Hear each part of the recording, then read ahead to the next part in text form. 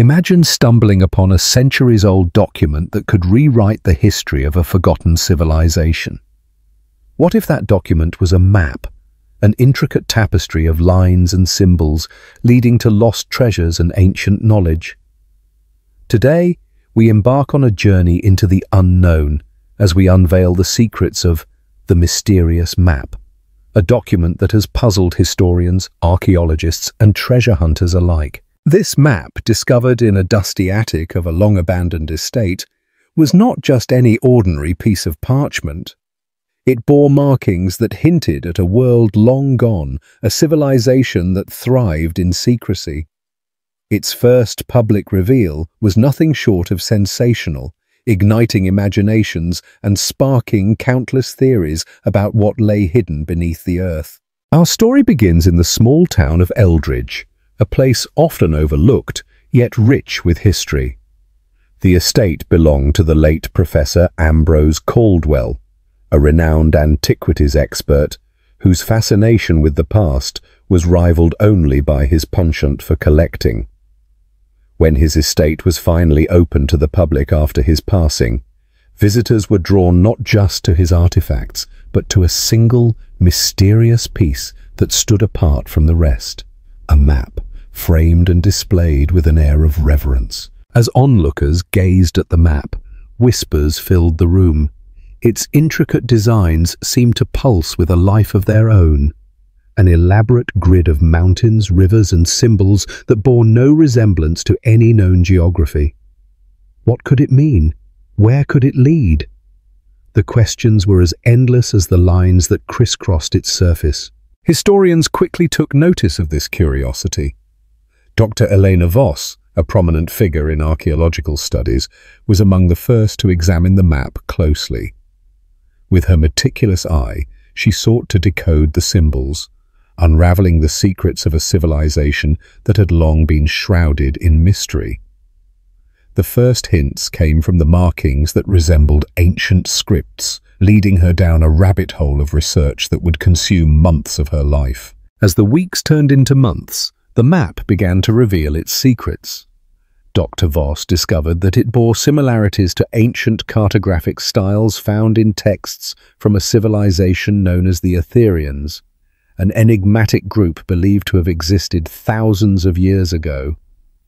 What set the Atherians apart was their advanced understanding of astronomy and geography, principles that appeared to be intricately woven into the fabric of the map before her. Yet, with every revelation, more questions arose. Was the map a guide to hidden treasures? Or perhaps it contained the coordinates to an ancient site of astronomical significance?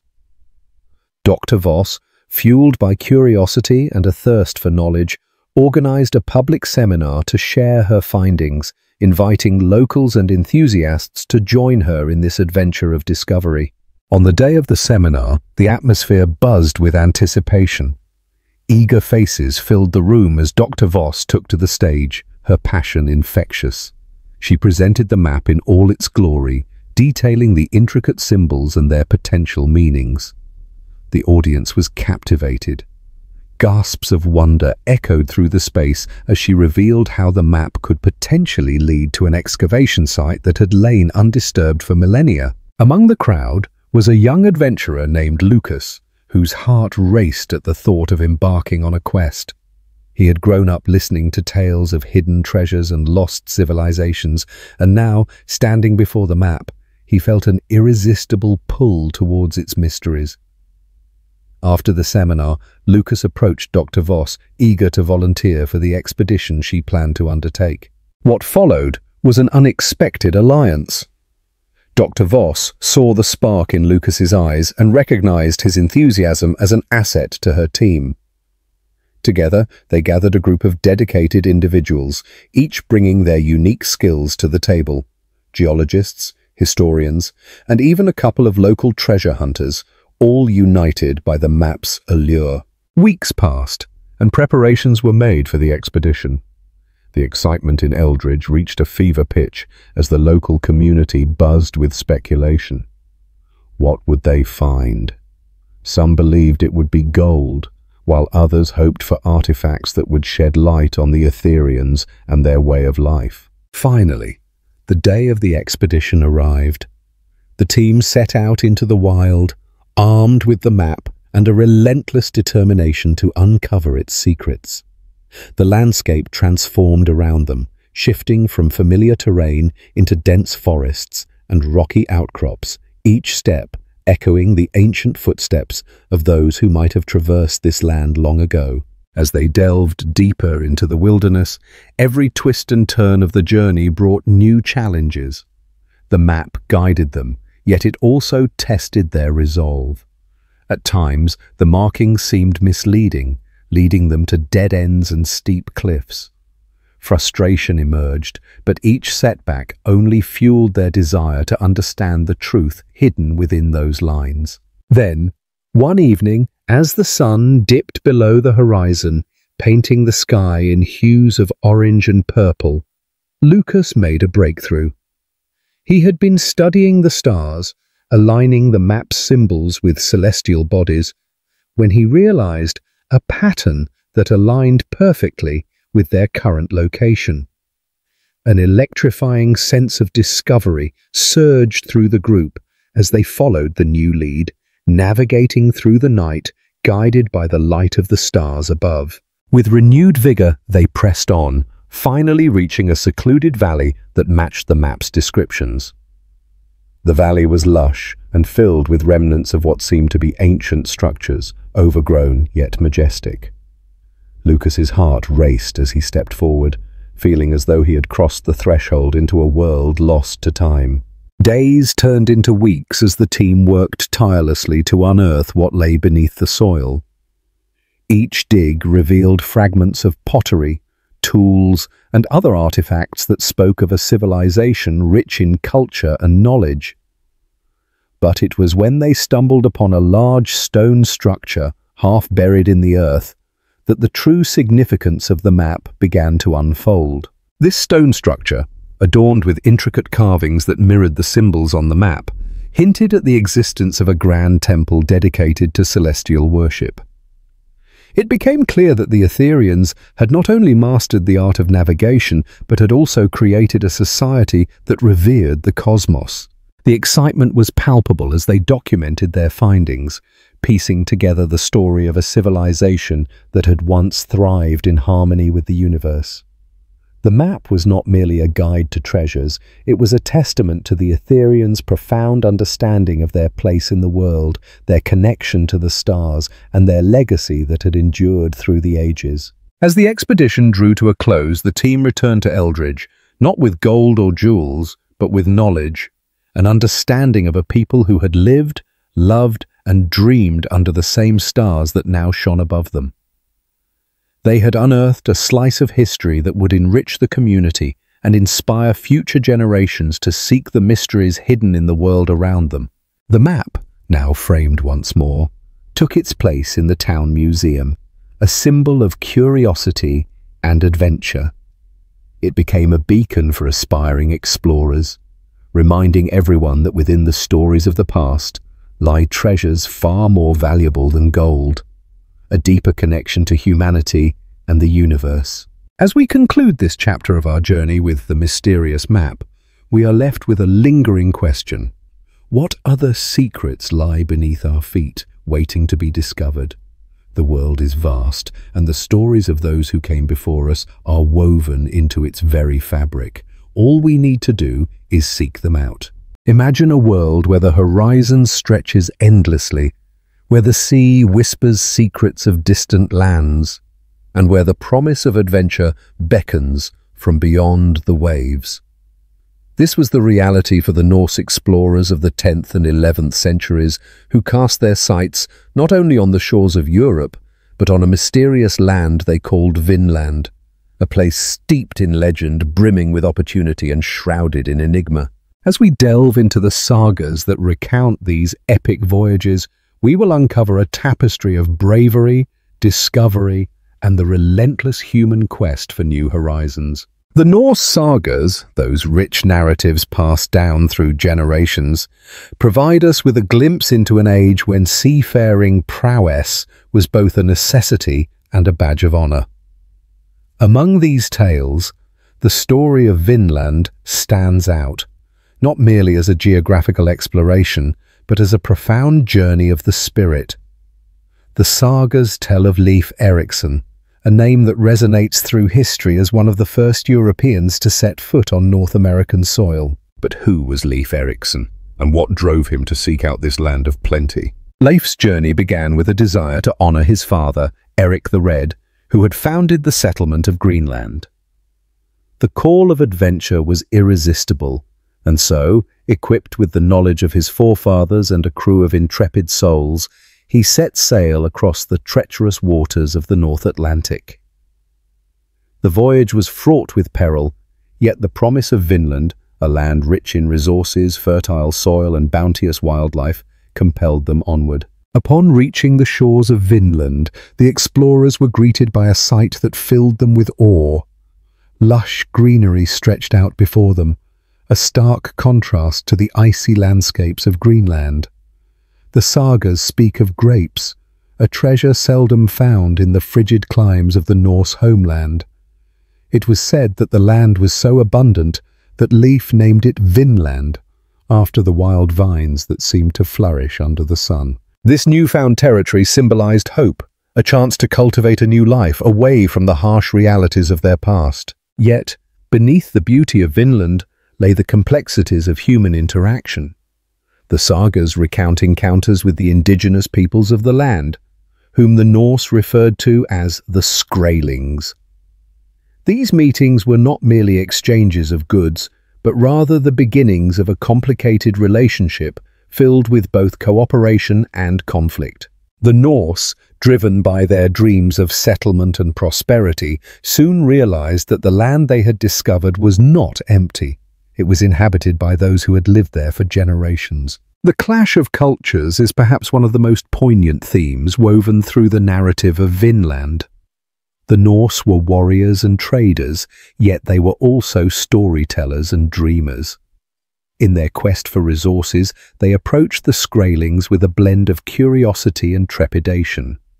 Some accounts speak of trade, exchanging furs for iron tools, while others tell of skirmishes that erupted over territory and misunderstandings. The sagas illustrate that these encounters were pivotal, shaping the Norse experience in Vinland and altering their fate as they navigated this new world. As we journey deeper into the sagas, we encounter Thorfinn Karlsefni, another key figure in the exploration of Vinland. A man of ambition and resourcefulness, Thorfinn sought to establish a permanent settlement. His expedition, equipped with livestock and provisions, was an attempt to create a lasting Norse presence in this land of promise. The saga of Thorfinn reveals the trials of establishing a colony, navigating the challenges of the environment, the constant threat of conflict with the Skraelings, and the sheer struggle to adapt to an unfamiliar landscape. Yet, amidst the challenges, there were moments of triumph. The Norse settlers experienced the joys of harvests in the fertile fields of Vinland, and the stories of feasts shared among friends and families echoed through the longhouses they built. These narratives speak not only of survival, but of a deep connection to the land, a recognition of the beauty that lay before them. The sagas paint a picture of a society striving to thrive in a world that was as much about cooperation as it was about conquest. However, the dream of Vinland was not destined to endure. The echoes of Norse ambition began to fade, and the settlements, once vibrant, became mere whispers in the annals of history. The reasons for this decline are debated among scholars. Some suggest that continuous conflict with the Skraelings led to an untenable situation, while others point to the challenges of sustaining a community so far from their homeland. The harsh realities of survival, combined with the allure of returning to the familiar comforts of Greenland, ultimately drew the Norse back to their roots. The legacy of Vinland, however, endured.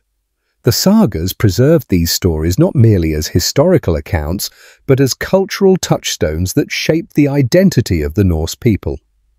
They remind us of the courage it takes to venture into the unknown, the complexities of human relationships, and the profound impact of storytelling in shaping our understanding of the world. As we reflect on these Norse legends, we find ourselves pondering the nature of exploration itself. What compels us to seek out new lands, to forge connections with those who are different from us? The tales of Vinland resonate deeply, offering insights into our shared human experience, a tapestry woven together by dreams, struggles, and the unquenchable thirst for discovery. In the end, the saga of Vinland is not just a chapter in the history of the Norse people. It is a universal story of aspiration and resilience, a reminder that the journey into the unknown is as important as the destination. As we close this chapter, let us carry forward the spirit of adventure that defines us, and may the stories of those who dared to dream of Vinland continue to inspire generations to come. Imagine standing on the edge of a vast frozen expanse, where the icy breath of the Arctic wind whispers tales of ancient explorers and lost civilizations. This is Greenland, a land of stark contrast, where the rugged beauty of icebergs collides with the resilience of human spirit. Here, amidst the towering glaciers and the haunting silence of the tundra, we embark on a journey that transcends time and space, delving into the very heart of the Greenland connection. Long before modern technology bridged the gaps between continents, intrepid voyagers set sail into the unknown, their hearts filled with both trepidation and wonder. The allure of Greenland was not merely its breathtaking landscapes, but the promise of discovery and the chance to carve out a legacy in a world largely uncharted. As we trace the routes taken by these explorers, we uncover the stories of their trials, triumphs, and the indomitable will that drove them across treacherous ice. Our tale begins in the 10th century, when the Norse, led by the legendary Erik the Red, first set foot on this icy land. Banished from Iceland, Erik sought new beginnings, a fresh canvas upon which to paint the story of his life. With a small band of followers, he sailed into the glacial waters, their ships creaking under the weight of hope and uncertainty. Upon arrival, they were greeted by a landscape that both intimidated and fascinated them. Fjords carved by ancient glaciers and vast stretches of ice that seemed to stretch into infinity. The name Greenland was, in fact, a clever marketing ploy. Erik, ever the charismatic leader, sought to entice others to join him in this frigid paradise. He envisioned a place where fertile land could be found, where the promise of prosperity awaited. And so the tales of lush green valleys and abundant resources spread like wildfire back in Iceland. But the reality was often far harsher than the legend. As we traverse the rugged terrain, we find remnants of the Norse settlements, their stories frozen in time. Archaeologists have uncovered the outlines of homes, church ruins, and artifacts that hint at a vibrant culture thriving in a seemingly inhospitable land. They fished in the icy waters and hunted seals, their survival intricately linked to the harsh rhythms of nature. Yet, as the years passed, the Norse faced challenges that would test their endurance and adaptability. The climate shifted, growing harsher and less forgiving. The ice began to encroach upon their settlements, and the once bountiful seas started to yield fewer fish. Conflicts with the indigenous Thule people, who had thrived in Greenland long before the Norse arrived, added another layer of complexity to their struggle. These encounters were not merely clashes of culture, they were desperate battles for survival in a world where resources were dwindling. As we journey deeper into Greenland's icy embrace, we turn our gaze to the explorers of the Age of Discovery. The 15th and 16th centuries ushered in a new wave of adventurers, driven by ambition and the quest for knowledge. Among them was Martin Voldsimüller, whose maps brought Greenland into the consciousness of Europe. His depictions of the land sparked curiosity and further expeditions, igniting a fire that would lead many to brave the icy waters. One of these intrepid souls was John Cabot, an Italian explorer sailing under the English flag. His voyages along the coast of North America opened new channels of trade and exploration, but Greenland remained a focal point in the minds of many. The tales of its vast resources and the potential for wealth drew countless sailors, each hoping to uncover the secrets that lay hidden beneath the ice. The 18th century brought with it the spirit of enlightenment, a time when knowledge and exploration reached new heights. Among the prominent figures was Hans Egede, a Danish missionary who sought to convert the indigenous Inuit to Christianity. His arrival marked the beginning of a new chapter in Greenland's history, one where cultures collided and intertwined. Egede's mission was not without its challenges, as he grappled with the complexities of bridging two worlds. As we delve into Egede's story, we witness the profound impacts of his mission. The Inuit, with their rich traditions and deep understanding of the Arctic environment, were initially resistant to the foreign ways of the Danish settlers. Yet, as time passed, a unique blend of cultures began to emerge. The Inuit shared their knowledge of survival in the harsh Arctic, while the Danish introduced new technologies and ideas. This exchange of wisdom would lay the groundwork for a complex relationship that continues to evolve today. But not all voyages across Greenland's icy landscape were driven by noble intentions. The 19th century brought about the era of the whalers, who descended upon the waters of Greenland in search of profit. The once pristine waters became a battleground for industry, as ships filled with eager crews hunted the great whales that roamed the seas. The consequences of this exploitation were dire, not only for the whales, but for the delicate balance of life in the region. As the whaling industry flourished, the Inuit faced unprecedented challenges. Their traditional ways of life were disrupted as the arrival of whalers and traders altered the ecosystem they had relied upon for centuries. The once stable relationship with the land became fraught with tension as hunting grounds were depleted and resources became scarce. The struggle for survival intensified, and the harsh realities of life in Greenland began to take a toll. Yet, amidst the trials and tribulations, stories of resilience emerged. The Inuit adapted to the changes, finding new ways to thrive in a rapidly shifting landscape. They embraced new technologies and formed alliances with some of the European settlers, even as they fought to preserve their cultural identity. Through art, storytelling, and the passing down of traditions, they nurtured their heritage, ensuring that the spirit of their ancestors remained alive. As we navigate the icy waters of Greenland's past, we find ourselves at a crossroads. The 20th century ushered in a new era of exploration, this time focused not on conquest, but on understanding. Scientific expeditions ventured into the heart of Greenland's glaciers, revealing the secrets of climate change and the profound impacts of human activity on this fragile ecosystem.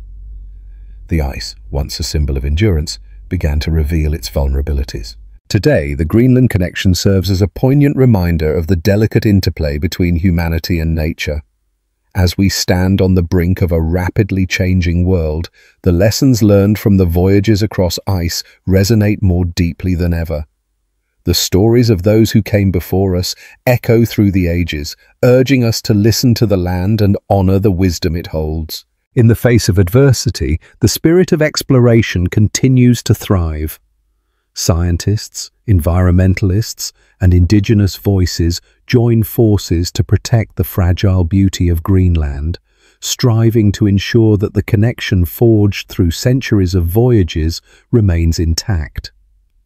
As we look to the future, we must embrace the lessons of the past, navigating the icy waters of change with respect, understanding, and a commitment to the land that has shaped our shared history. In closing, the Greenland connection is more than just a tale of exploration. It is a testament to the resilience of the human spirit and our unbreakable bond with the natural world. As we continue to journey through the annals of time, let us carry forward the stories of those who came before us, weaving their legacies into the fabric of our own.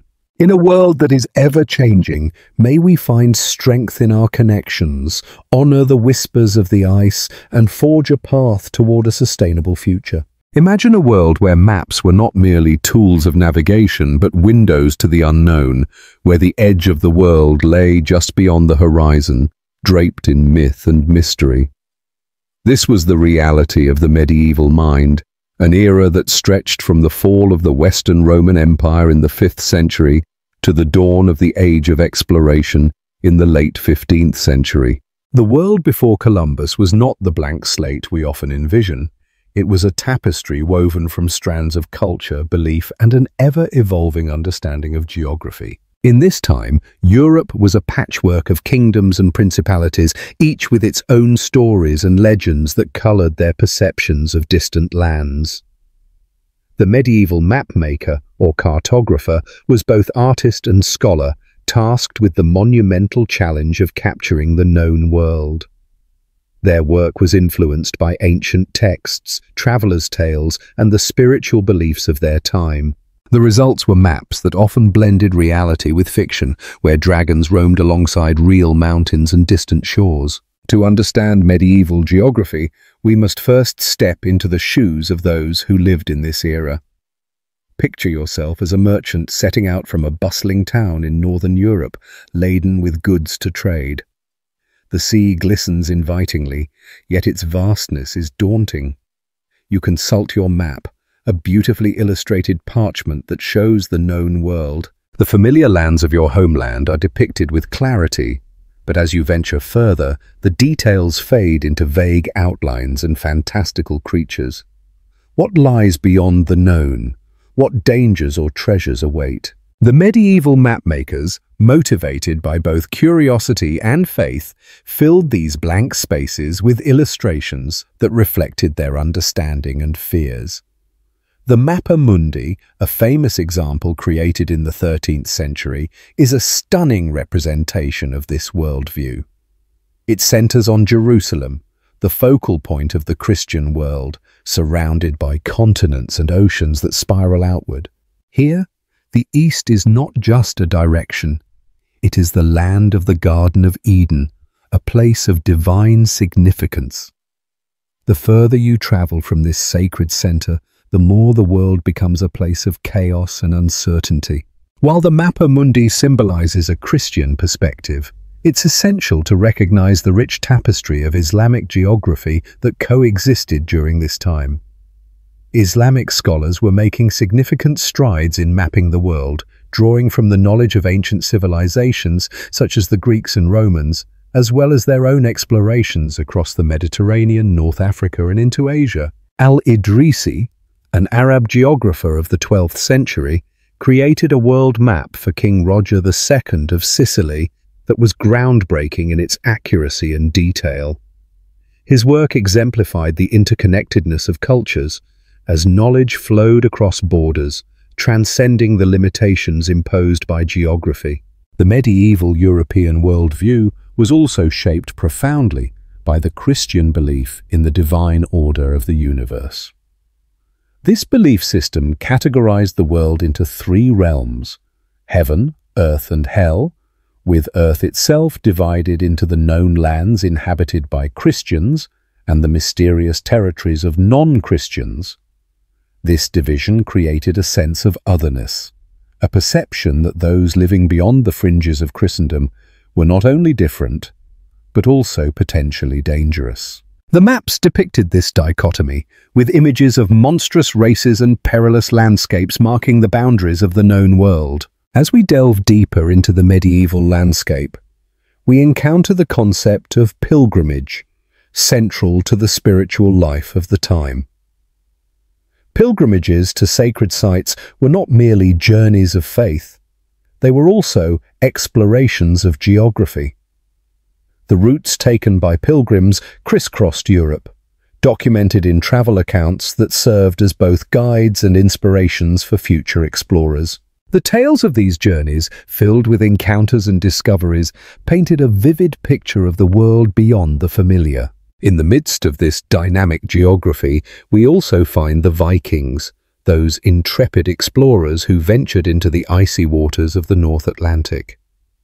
They sailed across uncharted seas, discovering lands like Iceland and Greenland, and even reached the shores of North America long before Columbus.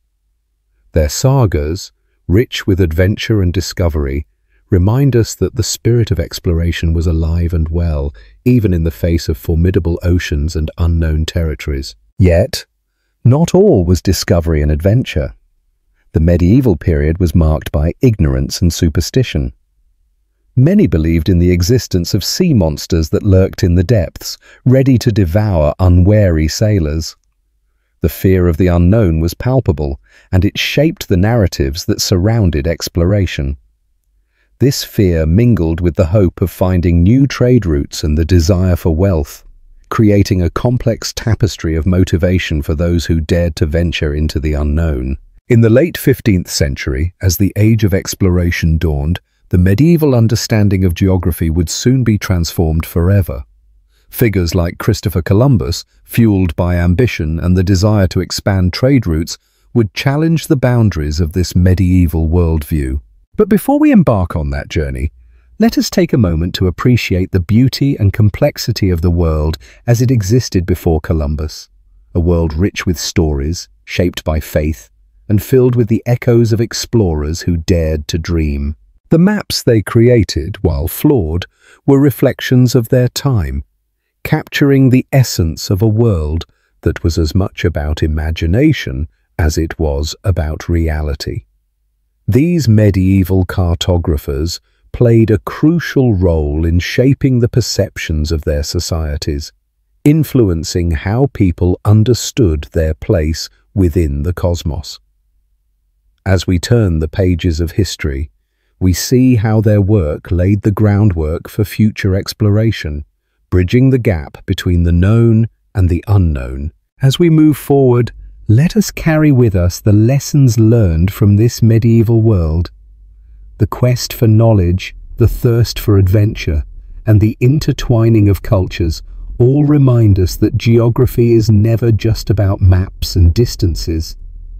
It is about the stories we tell, the connections we make, and the boundaries we push. The world before Columbus was a rich tapestry, and its threads would continue to weave new patterns, leading to an age of discovery that would change humanity forever.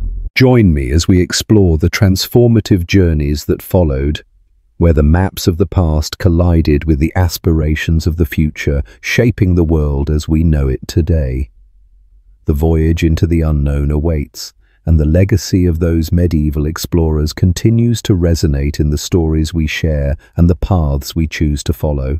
What if I told you that a single map could change the course of history?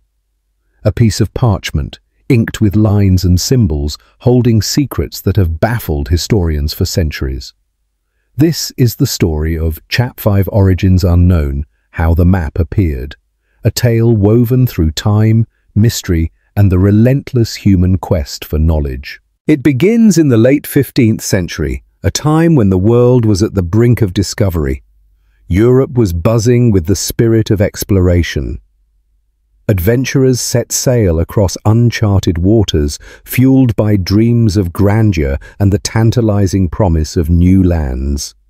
Among them, the map-makers were the unsung heroes, crafting the very tools that would guide explorers into the unknown. But one map in particular stands apart from the rest, a map that would ignite imaginations and provoke questions that remain unanswered. Picture this: a dusty, dimly lit room in a nondescript library in Italy, where a historian named Marco Rossi stumbled upon an ancient scroll. Its edges were frayed, the ink faded, but the allure of its contents was undeniable. As he unwrapped the delicate parchment, he felt a shiver run down his spine. This was no ordinary map. It depicted lands that existed only in the realm of legend, islands whispered about in sailors' tales, and continents that had yet to be discovered. But how had this map come into existence? Who had drawn it, and what truths lay hidden within its intricate lines? The journey of this extraordinary map leads us back to the enigmatic figure of Piri Reis, an Ottoman admiral and cartographer whose name would echo through the annals of history. In 1513, Piri Reis crafted a world map that astonished scholars with its astonishing accuracy and detail. But what truly set it apart were the regions it depicted, places that were unknown to European navigators of the time. How had Piri Reis acquired such knowledge? What sources did he rely upon? The answers lie buried in a labyrinth of history, waiting to be uncovered. As we delve deeper into the origins of this map, we find ourselves transported to the bustling streets of Istanbul, then known as Constantinople. The air is thick with the scent of spices and the sounds of merchants peddling their wares. It was here, amidst the vibrant tapestry of cultures, that Piri Reis began his cartographic journey. He was not just a sailor, he was a scholar, a collector of knowledge. His passion for maps was ignited by his uncle, a renowned navigator who introduced him to the art of cartography. Piri Reis spent years poring over ancient texts, gathering information from sailors, explorers, and traders who had ventured into the vast oceans. He meticulously compiled this wealth of knowledge, blending it with his own experiences, to create a map that would challenge the established norms of the age. But there was something else. Piri Reis had access to a treasure trove of lost knowledge, remnants of ancient civilizations that once thrived long before his time. Imagine the scrolls of Alexandria, the libraries of the ancient world, filled with wisdom that was thought to be lost forever. Piri Reis was not only a map maker, he was a historian, a storyteller, piecing together fragments of the past. He referenced works from legendary figures such as Aristotle and Ptolemy, weaving a narrative that transcended time. But what were his sources? Did he possess maps that predated his own, maps that held the secrets of the ancients? The questions multiply as we examine the features of the map itself. Hidden within its intricate designs are hints of lands that would not be discovered until centuries later. The coastlines of Antarctica, for instance, are starkly outlined, suggesting an understanding of the continent long before its icy shores were ever trodden by human feet. How could Piri Reis have known? The implications are staggering, leading us to ponder whether there existed a civilization that possessed advanced knowledge of the world long before recorded history. As we navigate through these possibilities, we discover that the map served not only as a geographical tool but as a means of communication, a bridge between the known and the unknown. It was a reflection of the human spirit, a reminder of our innate desire to explore, to seek out new horizons. Yet, with each revelation comes a sense of urgency.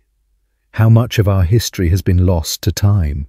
What stories have been buried beneath the sands of oblivion? The map of Piri Reis became a symbol of the quest for understanding, a testament to the intersection of knowledge and imagination. As we trace its journey through history, we encounter another layer of intrigue. How the map was rediscovered centuries later, sparking a new wave of interest in the mysteries of the past. In the early 20th century, a group of scholars stumbled upon Piri Reis's map, their eyes widening as they realized the implications of its existence. It ignited debates and discussions that reverberated through academic circles. Questions arose. Could this map rewrite our understanding of exploration? Did it suggest that lost civilizations once flourished in distant lands? Scholars raced to analyze the map, each interpretation adding depth to the growing enigma. As we delve deeper, we find ourselves at the crossroads of science and speculation. Modern technology has unveiled new insights into the map, allowing us to examine it with a fresh perspective. The advent of satellite imagery and 3D modeling has enabled researchers to analyze the geographical features depicted, revealing patterns and correlations that were previously overlooked. The integration of science into historical research has opened new avenues of exploration, allowing us to piece together the puzzle of our shared past. Yet, as we embrace these advancements, we must also tread carefully. The allure of conspiracy theories and sensational claims often cloud the truth. The map has become a canvas upon which countless theories have been painted, some grounded in historical fact, others drifting into the realm of fantasy. We must remain vigilant, navigating the fine line between curiosity and credulity. As we draw closer to the end of our exploration, we ponder the ultimate question. What does the map truly signify? Is it merely a representation of a bygone era, or does it hold deeper meanings that resonate with us today? Perhaps it is a reminder that the thirst for knowledge knows no bounds, that the quest for understanding is an integral part of what it means to be human. In reflecting on the origins of this remarkable map, we come to realize that it transcends its physical form. It serves as a testament to the indomitable spirit of exploration, a symbol of the interconnectedness of cultures and civilizations throughout history.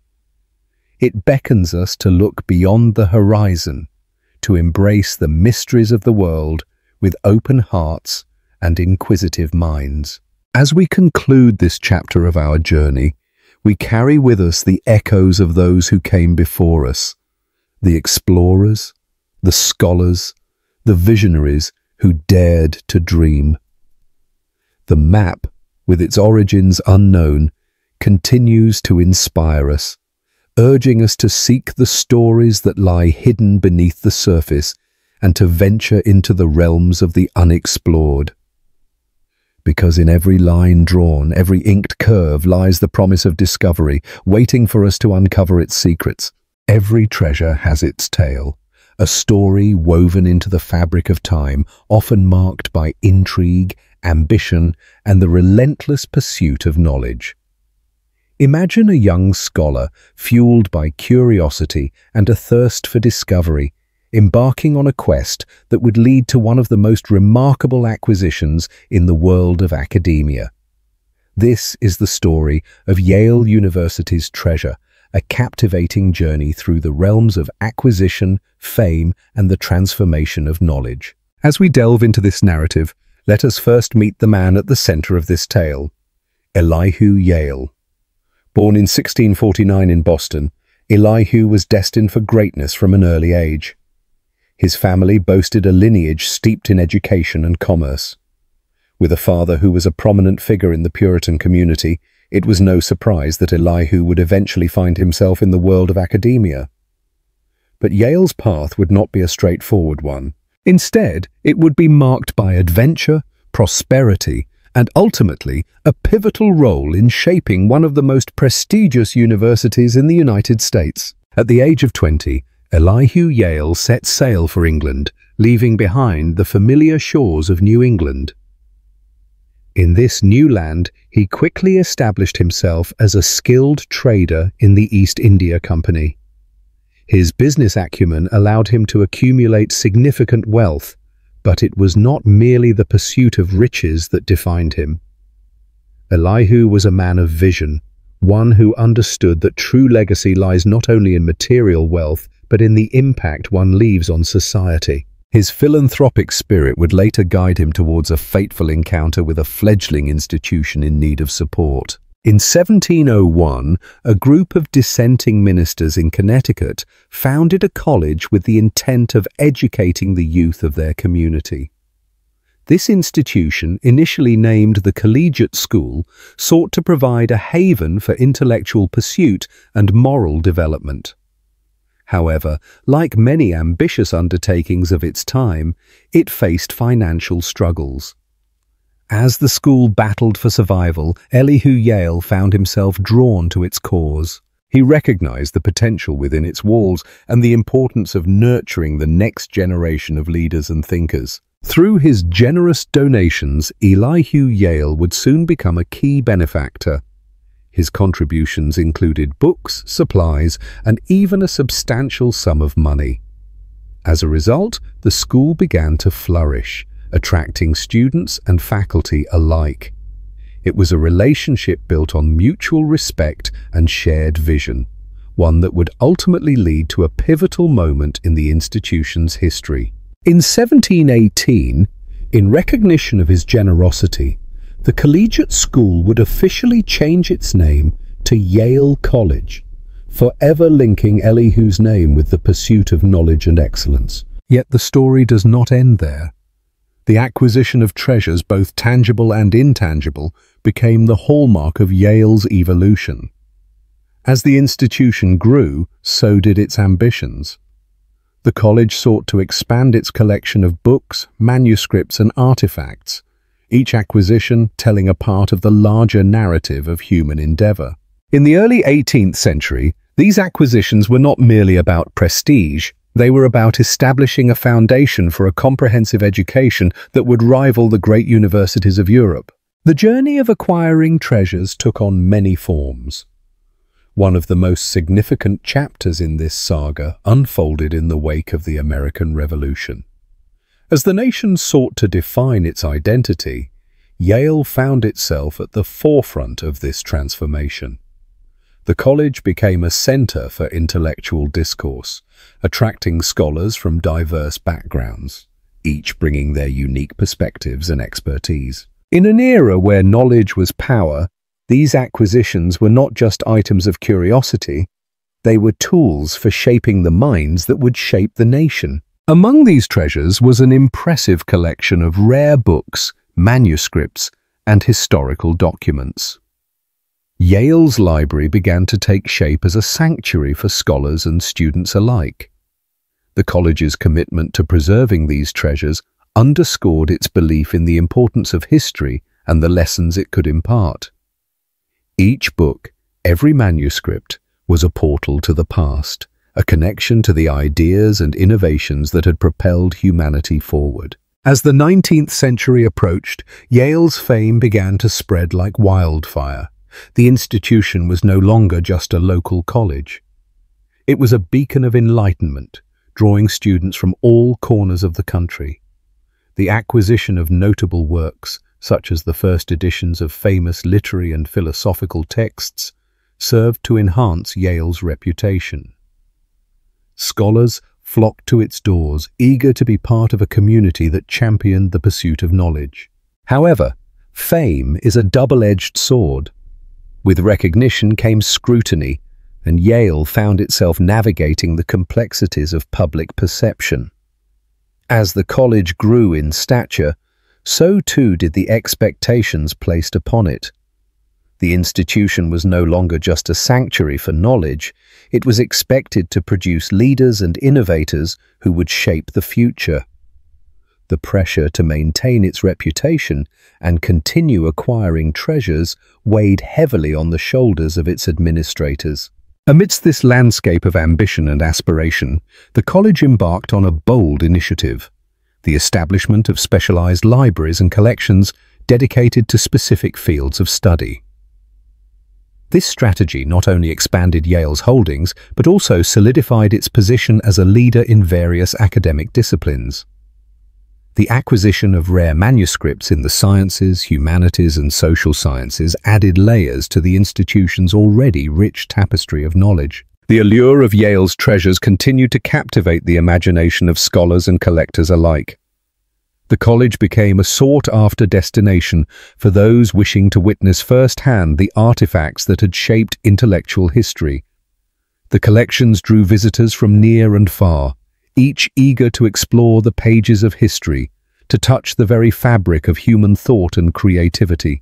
The treasures of Yale became symbols of enlightenment, representing the ideals of education and discovery that the institution championed. As we journey further into the 20th century, the impact of Yale's acquisitions became even more pronounced. The college embraced the cultural shifts of the era, broadening its collections to include modern literature, art, and even digital archives. The commitment to preserving the past while embracing the future showcased Yale's adaptability and foresight. Each new treasure acquired was not merely a testament to the institution's growth, it was a reflection of the ever-evolving landscape of knowledge itself. In this age of technology, the concept of treasure took on new dimensions. The advent of digital archives transformed how knowledge was accessed and shared. Yale's dedication to innovation allowed it to remain at the forefront of this revolution. The institution became a pioneer in digitizing its collections, making them accessible to a global audience. Knowledge, once confined to the walls of a library, could now transcend geographical boundaries, empowering individuals worldwide to engage with the treasures of Yale. In the present day, Yale stands as a testament to the power of acquisition and the pursuit of knowledge. Its treasures, both ancient and modern, tell a story of resilience, ambition, and the indomitable human spirit. Elihu Yale's legacy, born from a simple desire to support education, has blossomed into an institution that continues to shape leaders, thinkers, and innovators. As we reflect on the journey of Yale's treasure, we are reminded that true wealth lies not in gold or riches, but in the knowledge we acquire and the impact we leave on future generations. The story of Yale is a reminder that the quest for understanding is a treasure in itself, one that is never truly complete but constantly evolving, inviting each of us to explore the depths of our curiosity and the riches of our shared human experience. Imagine a world where the horizon is forever painted with the chill of the North Atlantic winds, where the sea is both a lifeline and a perilous frontier. This is the realm of the Norsemen, fierce navigators and intrepid explorers who transformed their ships into vessels of destiny. They were not just warriors, they were pioneers who charted the unknown, carving their legacy across distant shores. Join me as we delve into the lives of these remarkable individuals and uncover the secrets that made them the masters of the North Atlantic. The Norsemen, commonly known as Vikings, emerged from the rugged landscapes of Scandinavia during the late 8th century. Picture vast fjords flanked by towering mountains, villages nestled in the valleys, and an ever-present sea that beckoned adventurers. With their longships, sleek and swift, they were uniquely equipped to navigate the tumultuous waters of the North Atlantic. These ships, crafted from the finest timber, were marvels of engineering that allowed for both speed and agility, essential for both raiding and exploration. But what drove these seafarers to venture into the unknown? Perhaps it was the harsh realities of life in a land where the growing season was short and the struggle for resources was relentless. The Norsemen were not merely driven by a thirst for conquest. They sought new lands to cultivate, to settle, and to thrive. They were explorers at heart, driven by a curiosity that propelled them beyond the familiar shores of their homeland. Among the most famous of these explorers was Leif Erikson, often credited as the first European to set foot on North American soil, long before Columbus made his journey across the Atlantic. According to sagas, Erikson ventured to a land he called Vinland, believed to be located in present-day Newfoundland, Canada. Here, he found lush landscapes and abundant resources, a veritable paradise that beckoned the Norsemen to establish settlements. Yet, the Norsemen's journeys were not without peril. The Atlantic was a treacherous expanse, often shrouded in storms and uncertainty. Navigating by the sun during the day and the stars at night, they relied on their knowledge of the natural world, using landmarks and ocean currents to guide them.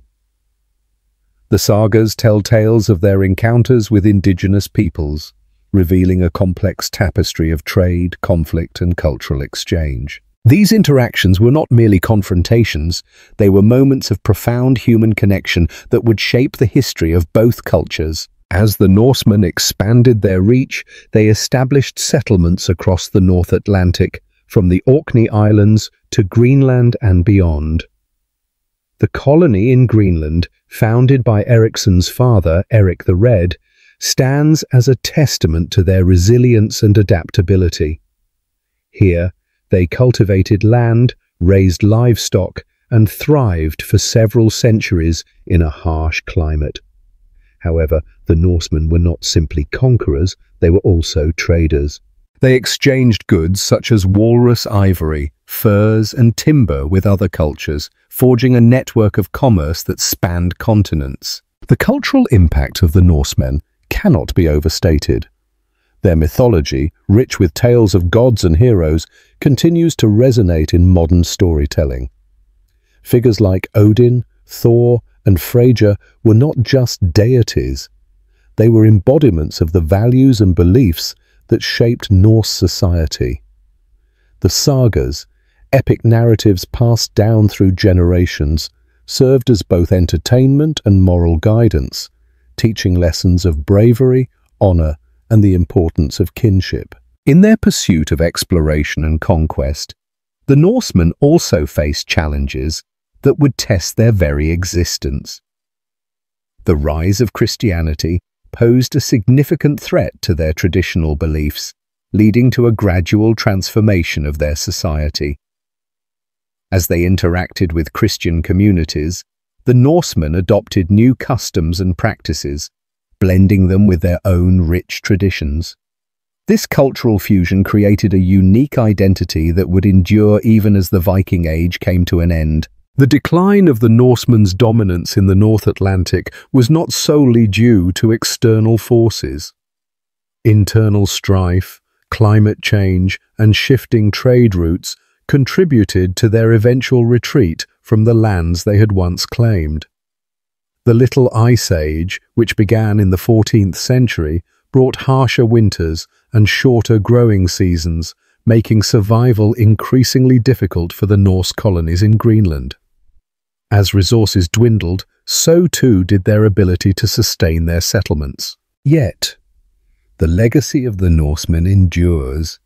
Their influence can be seen in the modern cultures of Scandinavia and beyond. The spirit of exploration that drove them to the farthest reaches of the known world lives on in the hearts of adventurers today. The stories of their voyages continue to inspire, reminding us of the indomitable human spirit and our innate desire to explore the unknown. As we reflect upon the Norsemen's journey, we uncover more than just tales of conquest and exploration. We find a profound understanding of what it means to be human in a world that is both beautiful and unforgiving. Their sagas remind us that every adventure carries with it the weight of hope, the thrill of danger, and the promise of discovery. In this exploration of the Norsemen, we celebrate their role as masters of the North Atlantic, not merely for their triumphs, but for their humanity. They were individuals bound by a shared purpose, navigating the seas of uncertainty in search of a better life. Through storms and calm waters alike, they forged connections, faced challenges, and ultimately left an indelible mark on history. So, as we close this chapter of our journey through time, let us carry forward the lessons learned from the Norsemen, that exploration, resilience, and the pursuit of knowledge remain timeless endeavors. The North Atlantic may have been their domain, but their legacy is a testament to the universal quest for discovery that transcends borders and unites us all. The Norsemen may have faded from the pages of history, but their spirit echoes through the ages, calling us to embrace adventure and venture into the unknown. The sea, with all its mysteries and wonders, still awaits those brave enough to navigate its depths, just as the Norsemen did so long ago. Long before Columbus set sail across the vast Atlantic, another intrepid explorer ventured into the unknown waters of the North. Imagine a ship, its sails billowing against the brisk Scandinavian winds, its crew filled with uncertainty and excitement. This was the world of Leif Erikson, a name that resonates through the annals of history as one of the first Europeans to set foot on the shores of North America. Today we delve deep into the legacy of Leif Erikson, the bringer of Vinland, and his remarkable journey across the ocean. Born around the year 970, Leif was no ordinary Viking. He was the son of Eric the Red, the fierce and formidable figure who founded the first Norse settlement in Greenland. The tales of Erik's ventures were legendary, filled with stories of discovery and conquest. But it was Leif who would take the mantle of exploration further, driven by the spirit of adventure that defined his lineage. As a young man, he heard stories from sailors who spoke of lands to the west, where the sun shone brightly and the earth seemed to overflow with resources. These tales ignited a fire within him, urging him to embark on his own quest. Around the year 1000, Leif set sail from Greenland, navigating the treacherous waters with a crew of skilled men. The journey was perilous, but the promise of discovery propelled them forward. After weeks of sailing, they finally spotted land, an island lush with greenery and vibrant life. They called this newfound land Vinland, a name that would echo through centuries as a symbol of hope and opportunity. But what made Vinland so special? According to sagas passed down through generations, Leif and his crew were greeted by a landscape unlike anything they had ever seen. Grapes hung heavy on the vine, an abundance of wildlife roamed the forests, and the air was filled with the sweet scent of nature's bounty. This was a paradise, a stark contrast to the harsh, icy terrain of Greenland. Leif understood the significance of this land. It was a place where his people could thrive, a sanctuary that could sustain them. Leif's exploration of Vinland was not just about discovery, it was also a testament to the Viking spirit of resilience and adaptability. He and his crew spent a winter there, learning to forge bonds with the land and its resources. They built shelters, hunted for food, and even explored the surrounding areas, each day revealing new wonders. Yet, the tranquility of their newfound haven was soon disrupted. Encounters with the indigenous peoples of the region, whom the Norse referred to as the Skraelings, marked the beginning of tensions. Conflicts arose, driven by misunderstandings and differing ways of life. But Leif, wise beyond his years, sought to navigate these challenges with diplomacy, believing in the potential for coexistence. The saga of Leif Erikson is not merely a tale of exploration, but also a story of legacy. Upon returning to Greenland, he shared his discoveries, igniting a wave of interest among fellow Norsemen. His journeys inspired others, fueling a sense of adventure that would see more expeditions to Vinland in the years to come.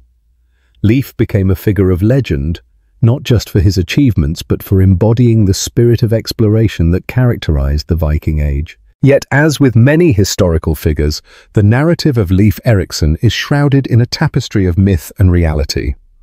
The sagas that recount his adventures were penned long after his time, blending historical events with poetic embellishments. Scholars debate the exact locations of Vinland and the extent of Leif's explorations.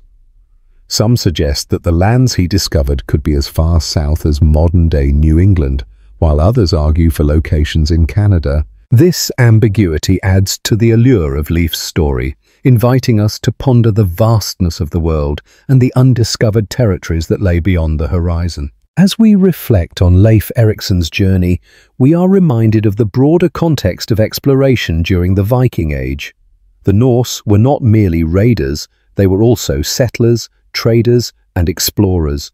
Their ships, marvels of engineering, allowed them to navigate treacherous waters with remarkable skill. The Viking spirit was one of curiosity and bravery, driven by a desire to expand their horizons and seek new opportunities. Leif's journey exemplified this ethos, showcasing the duality of adventure and settlement that defined the Viking experience. In the centuries that followed, Leif Erikson's legacy would endure, becoming a symbol of exploration and discovery. The Vikings, often overlooked in the grand narrative of history, played a pivotal role in shaping the world as we know it. Their voyages across the North Atlantic laid the groundwork for future generations of explorers. Leif's story reminds us that the quest for knowledge and understanding is an intrinsic part of the human experience, transcending borders and time. Fast forward to the present day, and the impact of Leif Erikson can still be felt. Each year, On October the 9th, we commemorate Leif Erikson Day, honoring his contributions to exploration and celebrating the spirit of discovery. Statues and monuments stand in his honor, serving as reminders of the adventurous soul who dared to dream of lands beyond the sea. Schools teach his story, inspiring young minds to embrace curiosity and pursue their own adventures in an ever-expanding world. Leif Erikson's journey to Vinland, though centuries old, resonates with our contemporary quest for understanding and connection.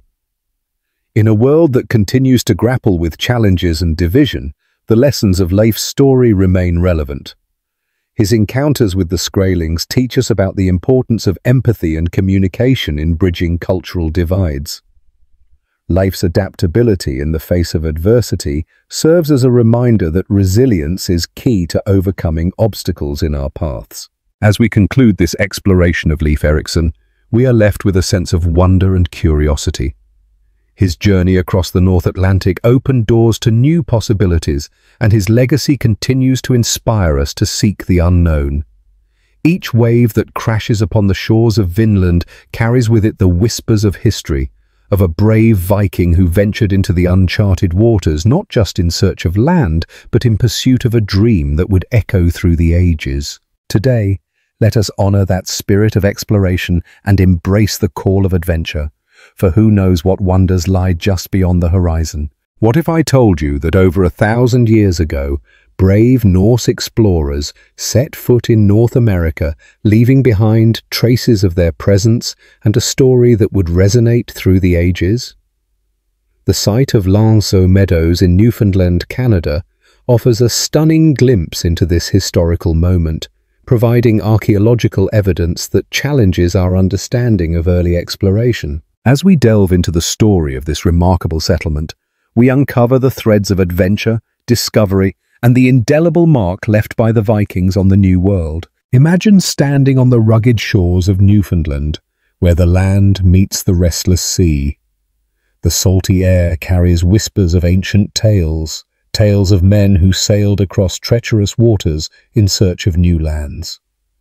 Meadows is not merely a location.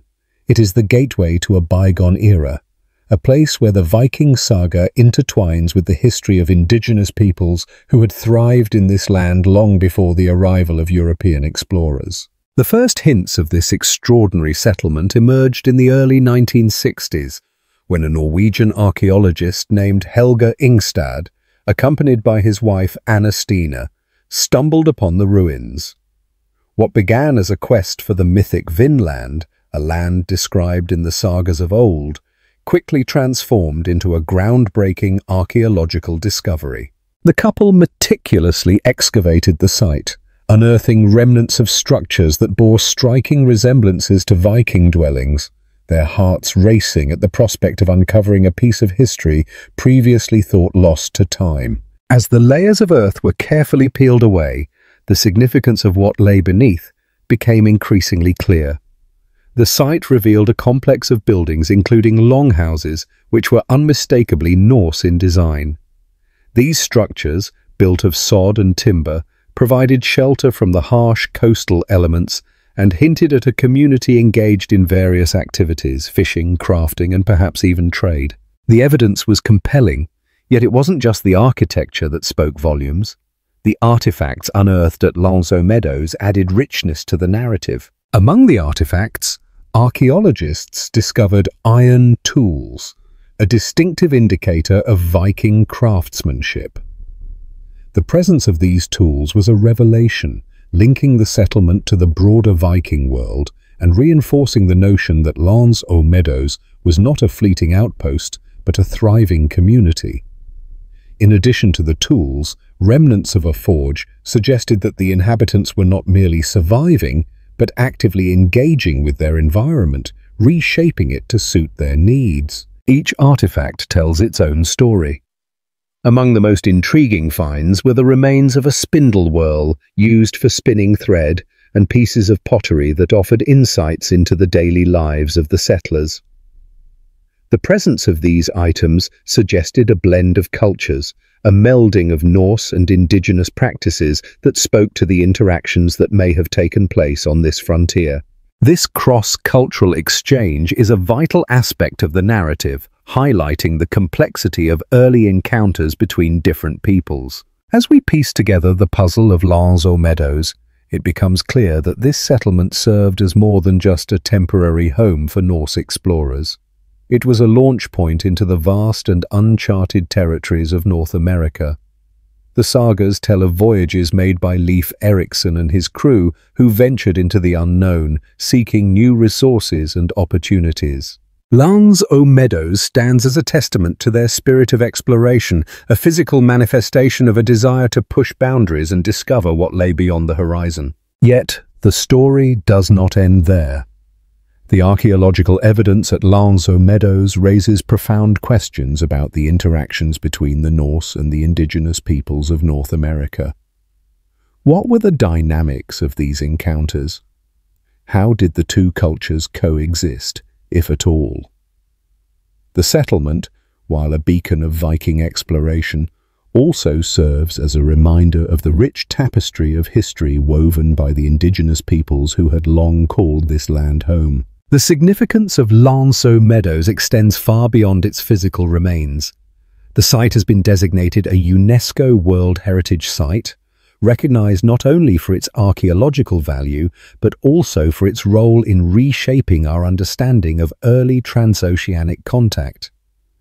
It challenges the narrative that European exploration began with Columbus in 1492, positioning the Vikings as pioneers who ventured into the New World centuries earlier. As we reflect on the legacy of Meadows, we are reminded that history is not a linear progression, but a rich and intricate web of stories, each thread connected to another.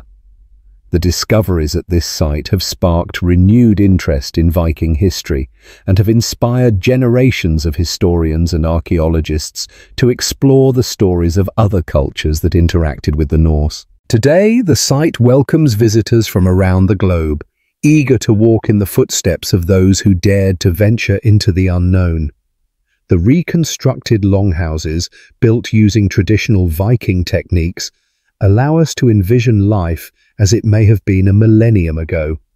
Guided tours bring the past to life as storytellers weave narratives of bravery, resilience, and adaptation in the face of a new world. As we conclude our exploration of Meadows, we are left with a sense of wonder. This settlement is not just a reminder of the Vikings' journeys, it is a testament to human curiosity and the relentless desire to explore. In the echoes of the past, we hear the call of adventure, urging us to seek out our own horizons and uncover the stories that lie waiting to be told. In the vast expanse of history, Meadows holds a special place, a link between two worlds that once collided. As we turn the pages of this remarkable chapter, we are reminded that every archaeological discovery carries with it the weight of countless lives lived, stories shared, and adventures embarked upon. The legacy of the Vikings at Meadows is not merely a tale of exploration. It is a celebration of humanity's enduring spirit, a spirit that continues to drive us forward into the unknown. Imagine holding a piece of parchment that has whispered secrets for centuries, its fragile fibers woven through time, enticing scholars and historians alike. Today, we delve into a story that begins not with grand discoveries or celebrated triumphs, but rather with the quiet determination to unlock mysteries that have long lain dormant. Our focus is the delicate interplay of parchment and ink as we embark on a scientific journey that seeks to breathe new life into ancient texts. In our quest for knowledge, we must first understand the significance of parchment, an extraordinary material crafted from animal hides, a canvas for thoughts and ideas that have shaped human history. Each piece carries with it the weight of its origins, the stories of the artisans who prepared it, and the scribes who etched their words into its surface. As we peel back the layers of time, we are not only looking at ink and parchment, we are unearthing the very essence of human expression. Yet, as we turn our gaze towards the manuscripts of yesteryear, we find that they are not merely relics, they are puzzles waiting to be solved. What secrets lie hidden within their faded ink? What tales of glory, despair, or wisdom remain locked away, awaiting the right key to unlock their narratives?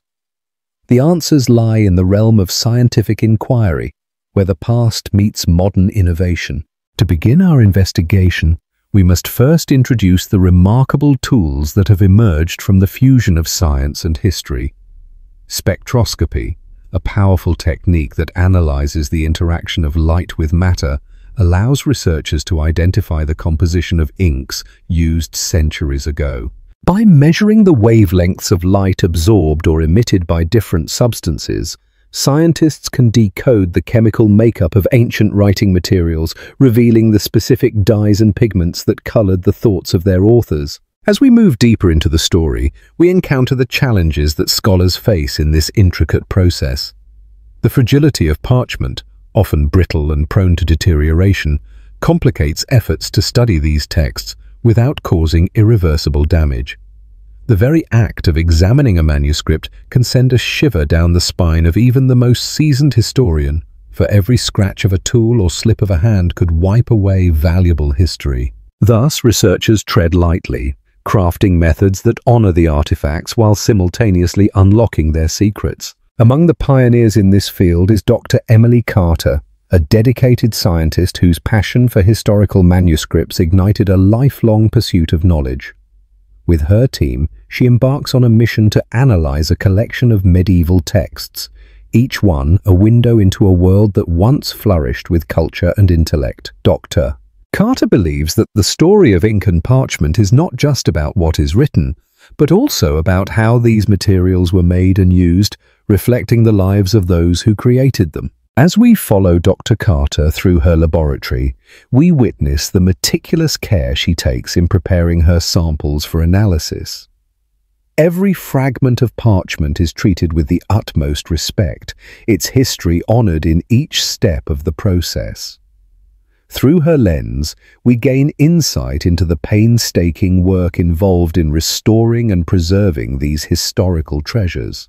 Each manuscript tells a story not just through its text, but through its physical condition, revealing the journey it has taken through centuries of human experience. One of the most intriguing aspects of Dr. Carter's research is the use of non-invasive imaging techniques. Advanced technologies like X-ray fluorescence and infrared reflectography allow researchers to visualize the layers of ink without disturbing the surface of the parchment. With each scan, new revelations emerge, illuminating the hidden connections between different works and offering glimpses of lost knowledge. It is a race against time as researchers strive to capture and preserve what remains before it fades away entirely. As we explore further, we come across the concept of ink itself, a blend of artistry and chemistry. Historically, inks were crafted from a variety of materials, including plant extracts, minerals, and even animal byproducts. The choice of ink could signify not only the time period, but also the status and intention of the writer. Each ink tells a story, and through Dr. Carter's analysis, we learn about the unique recipes that were employed, their geographical origins, and the significance they held in the context of their time. In one particular case, Dr. Carter's team investigates a manuscript believed to contain the lost works of a prominent philosopher. The excitement in the air is palpable as they prepare their equipment, fueled by the hope of uncovering text that has been lost for generations. As the scans commence, anticipation builds. Will they discover new insights into the thoughts of one of history's great minds? The convergence of science and literature creates a palpable tension, a reminder of the stakes involved in their investigation. The findings are not just academic. They have the potential to reshape our understanding of historical narratives. As Dr. Carter deciphers the different inks used in the manuscript, she begins to piece together a timeline of its creation, revealing connections to other works of the same era. Each revelation adds a layer of depth to the story, allowing historians to more accurately reconstruct the intellectual landscape of the time. However, the journey is not without its obstacles. The research team faces unexpected setbacks, deteriorating conditions of certain manuscripts, technical malfunctions, and even ethical dilemmas surrounding the preservation of fragile materials. Each challenge serves as a reminder of the fragility of history, urging them to remain vigilant in their pursuit of knowledge. The emotional toll on the researchers is evident as they grapple with the weight of their responsibility to the past. As we draw closer to the culmination of this chapter, we find ourselves reflecting on the broader implications of the scientific tests being conducted. The intersection of science and history is not merely an academic exercise, it is an invitation to engage with the past in a meaningful way. Each manuscript, every ink-stained parchment, is a testament to the enduring power of human thought and creativity. The stories they hold, once obscured by time, are now being illuminated by the light of scientific inquiry. The pursuit of knowledge is a relentless journey, one that connects us to our shared humanity. As we conclude this chapter, we are left with a sense of wonder and anticipation. What will the next tests reveal? What hidden gems lie in wait for those brave enough to seek them out? The adventure continues, and as we turn the page, we are reminded that the past is never truly lost. It simply awaits the curious souls willing to discover its secrets. The year was 1965, a time when the world was in the throes of change. Civil rights marches filled the streets. The Vietnam War loomed large over American consciousness, and within the academic halls, a different kind of battle was brewing.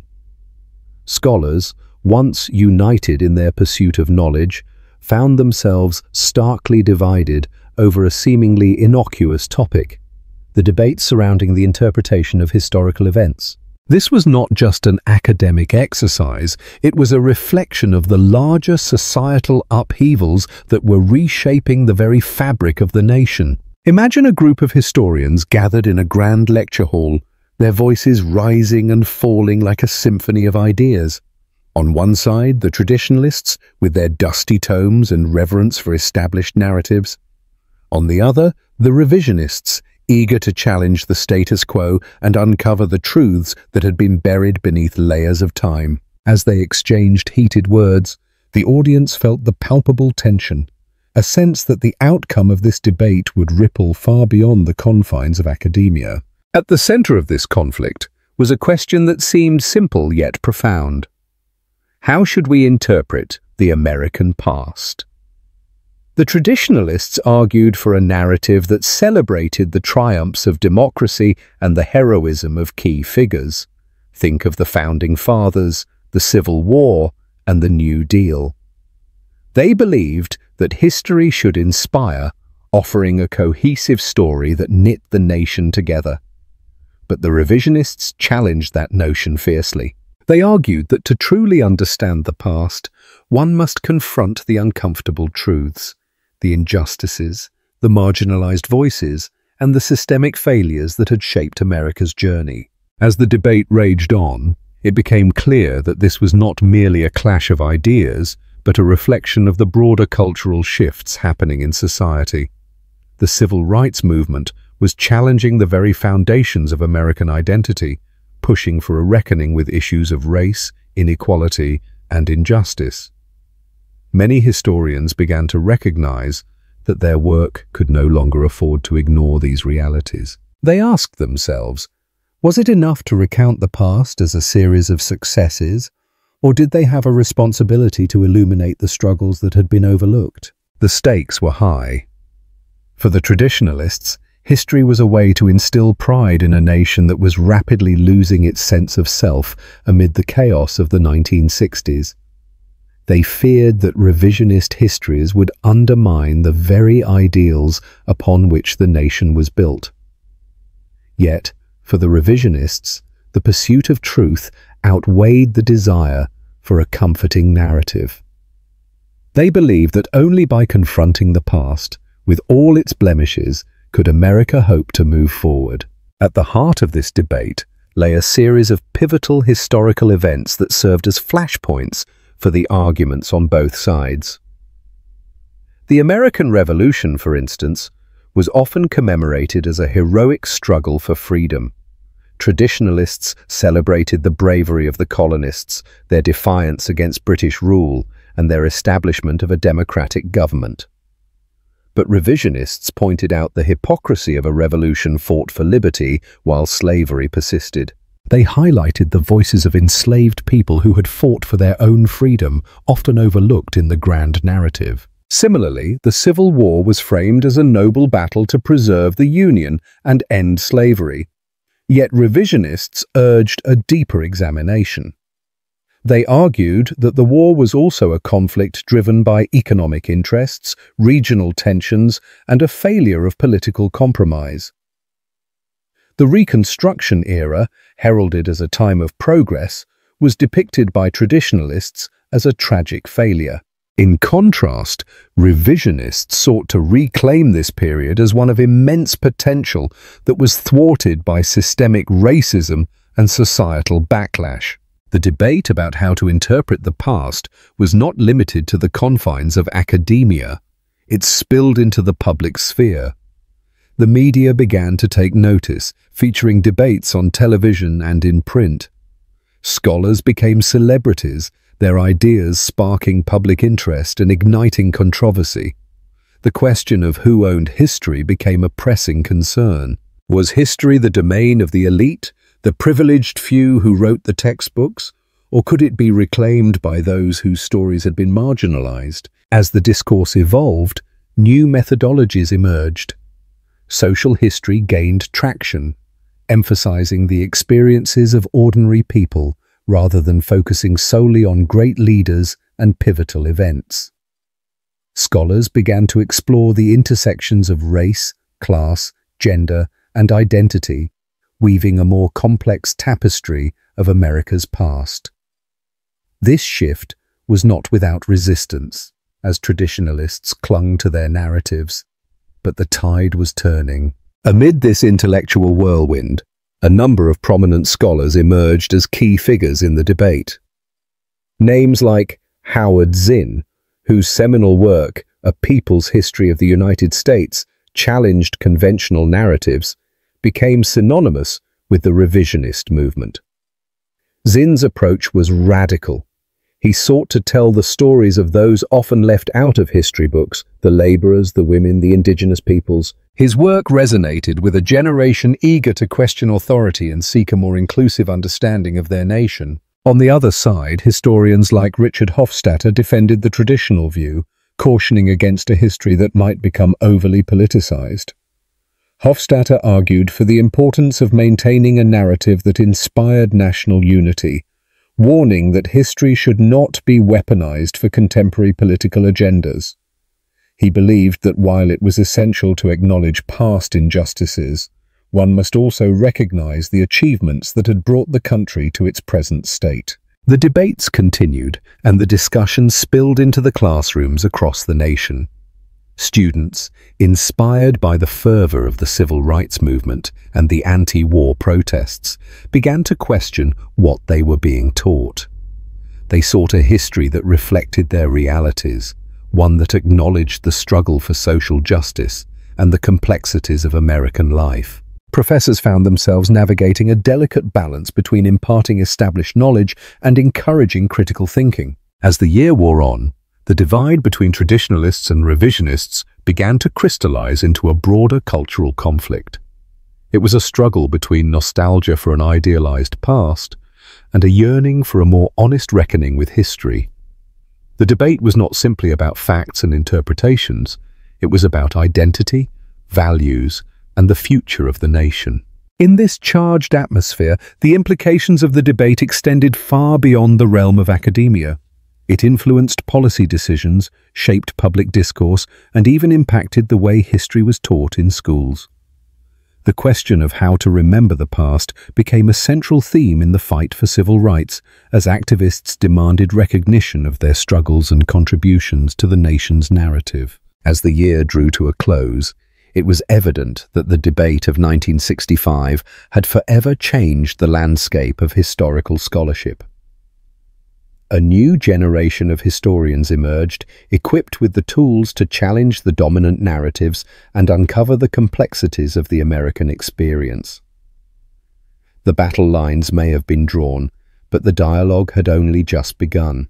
In the years that followed, the quest for a more inclusive history would continue to evolve, inviting scholars and the public alike to reconsider what it meant to remember and to learn from the past. Thus, the debate of 1965 stands as a pivotal moment in the ongoing struggle over America's historical narrative. It serves as a reminder that history is not a fixed account, but a living conversation, constantly reshaped by the voices of those who choose to engage with it. And as we look back on this chapter, we are compelled to ask ourselves, what stories are we telling today, and whose voices are we amplifying in the ongoing narrative of our shared history? The answers lie not just in the past, but in the choices we make in the present. Imagine standing on the shores of an ancient sea, gazing out at an expanse of blue where the horizon meets the sky. Beyond those waters lay worlds unknown, lands filled with mystery, danger, and wonder.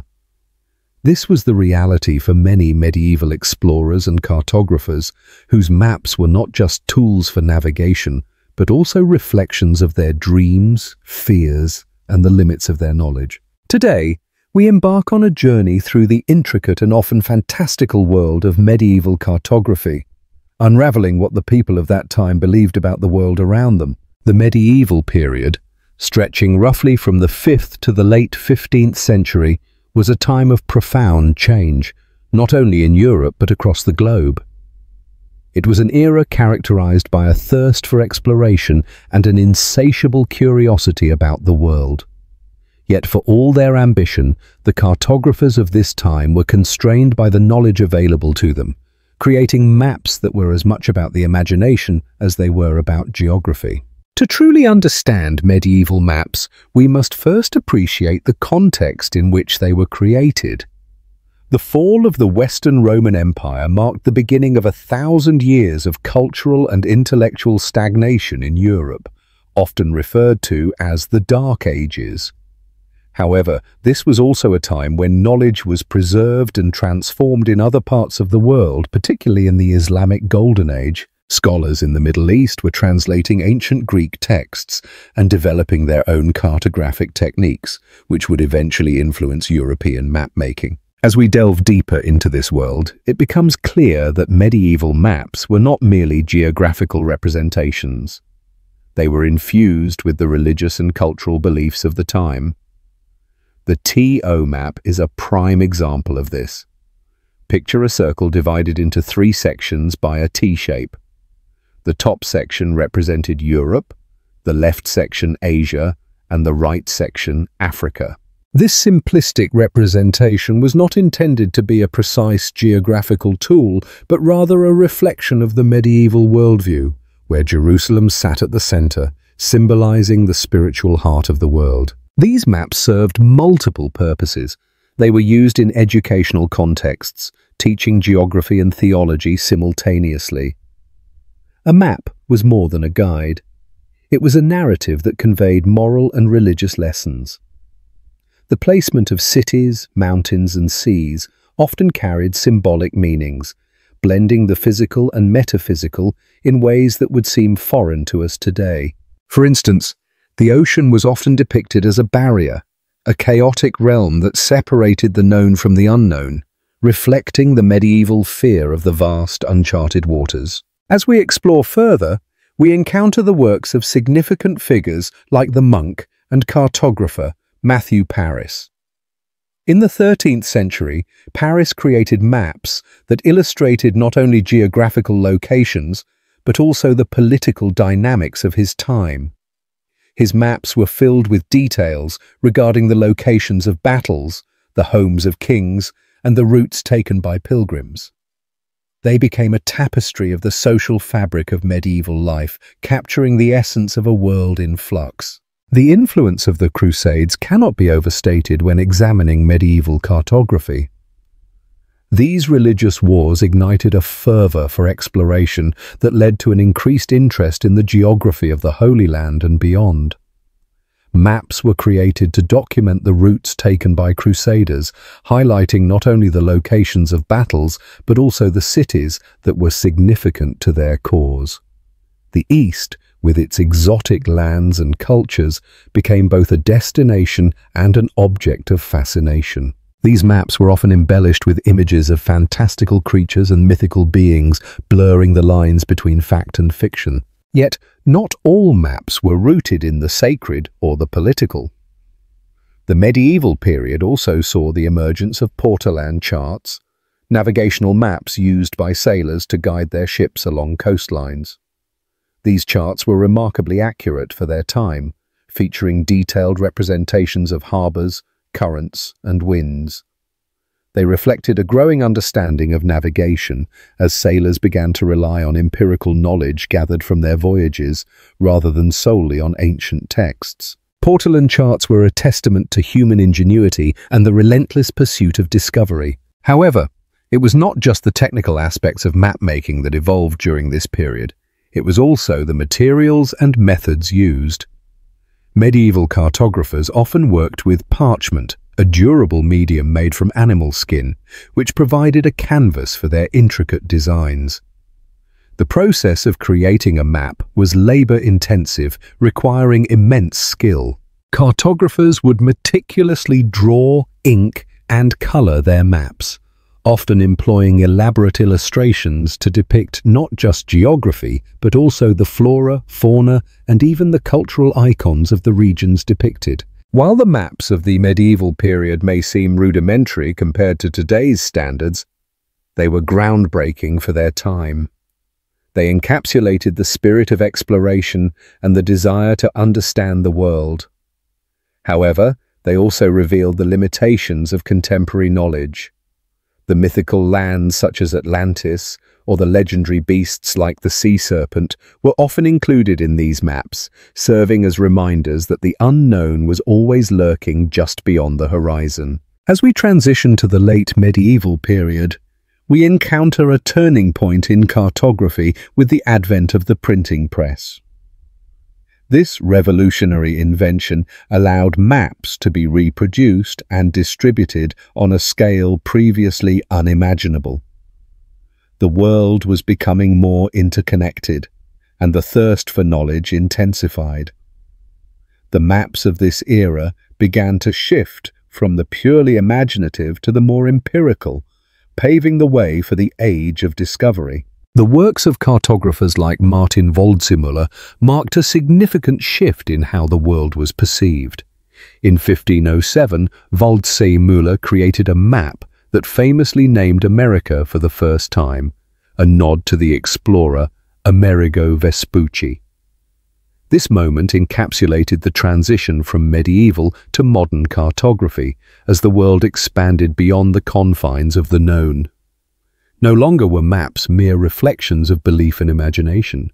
They were becoming instruments of exploration and colonization. Yet, as we look back at the medieval maps, we realize that they were not just flawed representations of geography.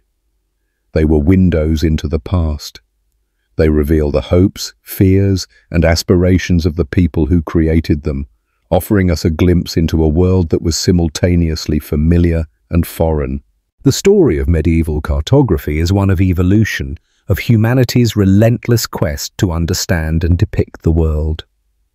It is a tale woven with threads of discovery, myth, and the interplay between knowledge and belief.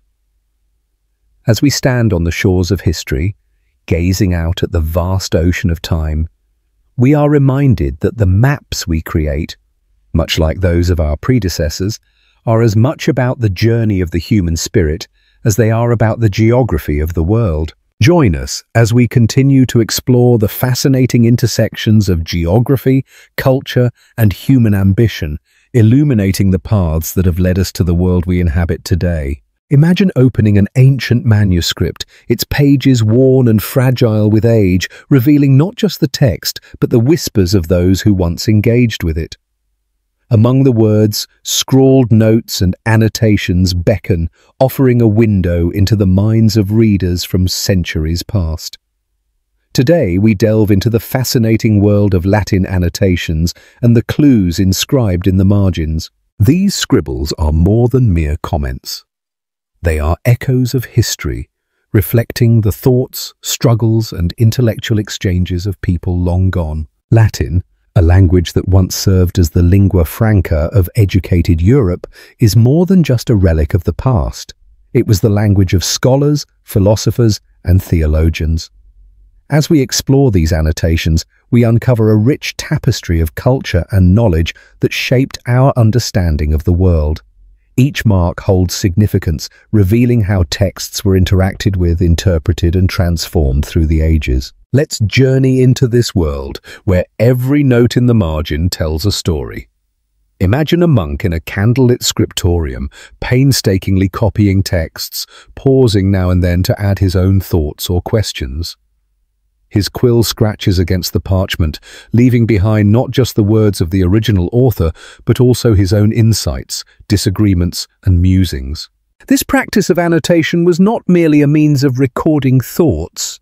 It was an intellectual exercise, a dialogue between the reader and the text. As we turn the pages of history, we find ourselves in the Middle Ages, a time when books were precious commodities.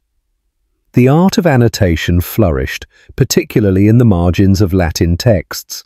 Scholars would often engage in a meticulous dance with the words before them, their annotations revealing a deep commitment to understanding and interpreting the text. They would jot down references to classical authors, draw connections to contemporary events, or even criticize the original writer's ideas. Each annotation was a testament to their intellectual engagement, a record of their journey through the text. One of the most remarkable aspects of these marginal notes is their diversity. Some were written in Latin, while others might appear in the vernacular languages of the time, reflecting the reader's background and the cultural milieu. Latin annotations often served as a bridge between the ancient and the modern, linking the wisdom of the past with the realities of the present. They demonstrate how knowledge was transmitted, adapted, and transformed across generations. Take, for instance, the work of Thomas Aquinas, a towering figure in medieval philosophy and theology. His texts are often adorned with annotations from his contemporaries who engaged deeply with his ideas. The margins of his manuscripts are filled with reflections, critiques, and affirmations, creating a vibrant dialogue that continues to resonate in philosophical discourse today. These annotations are not merely supplementary, they are integral to understanding the text itself. They highlight the dynamic nature of knowledge, where each reader adds their voice to the ongoing conversation. The significance of these marginal notes extends beyond their content. They reveal the social and intellectual networks of the time. Scholars often shared manuscripts, passing them from hand to hand, adding their annotations as they went.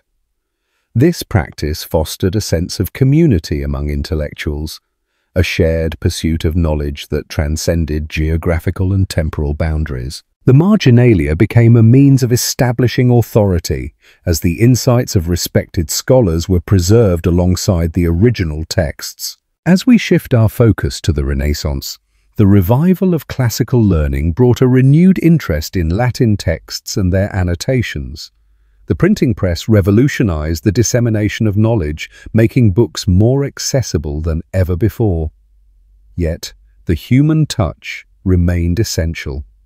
Readers continued to engage with texts through annotation, adding their thoughts in the margins. The relationship between reader and text became more intimate, as each individual left their mark on the pages they cherished. In this era, annotations took on new forms. Readers began to categorize their thoughts more systematically, employing symbols and shorthand to streamline their reflections. This evolution illustrates the adaptability of annotation practices, reflecting the changing landscape of knowledge and communication. The margins became a canvas for exploring not just the texts themselves, but also the broader intellectual currents of the time. As we move into the Enlightenment, the practice of annotation reflects the burgeoning spirit of inquiry and skepticism. Scholars began to challenge established norms and conventions, and their annotations became a tool for critique. They engaged with the texts of their predecessors, questioning assumptions and offering alternative perspectives. In this intellectual climate, the margins transformed into a battleground for ideas, where the clash of thoughts could be observed in real time. Imagine a reader poring over the works of Descartes, furiously scribbling notes in the margins, grappling with the implications of his philosophy. Each annotation is a stepping stone in their quest for understanding, a reflection of their struggle to reconcile new ideas with established beliefs. These annotations are not mere embellishments, they are vital to the reader's journey, illustrating the process of intellectual growth and transformation. As we approach the modern era, the role of annotations continues to evolve. The advent of digital technology has opened new avenues for engagement, allowing readers to annotate texts in real time, sharing their thoughts with a global audience. Yet, the allure of the handwritten note remains strong. The tactile experience of ink on paper, the personal connection forged through the act of writing, continues to resonate with those who seek to engage deeply with the written word. In the realm of academia, annotations have become a vital part of the research process. Scholars now harness the power of marginalia to connect disparate ideas, drawing lines between texts and weaving intricate webs of thought. The margin has transformed into a space of creativity, where the boundaries of traditional scholarship are challenged and redefined. As we reflect on this journey through the margins of Latin texts, we come to appreciate the profound significance of these annotations. They are not merely scribbles, they are the lifeblood of intellectual discourse, a record of humanity's insatiable curiosity and quest for knowledge. Each note, each comment, serves as a reminder that we are part of a long tradition of seekers, thinkers, and dreamers who have engaged with the written word in countless ways. As we conclude this exploration, let us carry with us the spirit of inquiry that has defined the practice of annotation throughout history. The margins are more than just empty spaces. They are invitations to engage, to question, and to reflect. So the next time you open a book, take a moment to look beyond the text.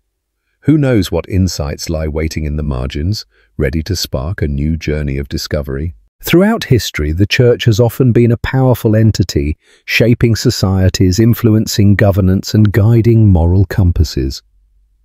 But what happens when that influence morphs into a mechanism of control? Today, we delve into the intricate relationship between knowledge and power within the Church, exploring how it has wielded its influence not only to uplift but also to dominate. Imagine a time when the average person had little access to education. Books were rare treasures, and the vast majority of knowledge resided within the cloistered walls of religious institutions. The Church, often the sole keeper of literacy and learning, became a gatekeeper to understanding the world.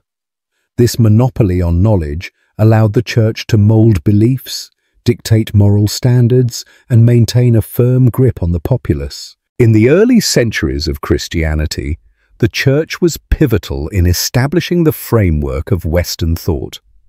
Monasteries became centers of learning, where monks meticulously copied texts, preserving ancient wisdom and religious teachings for future generations. Yet, this preservation came at a cost.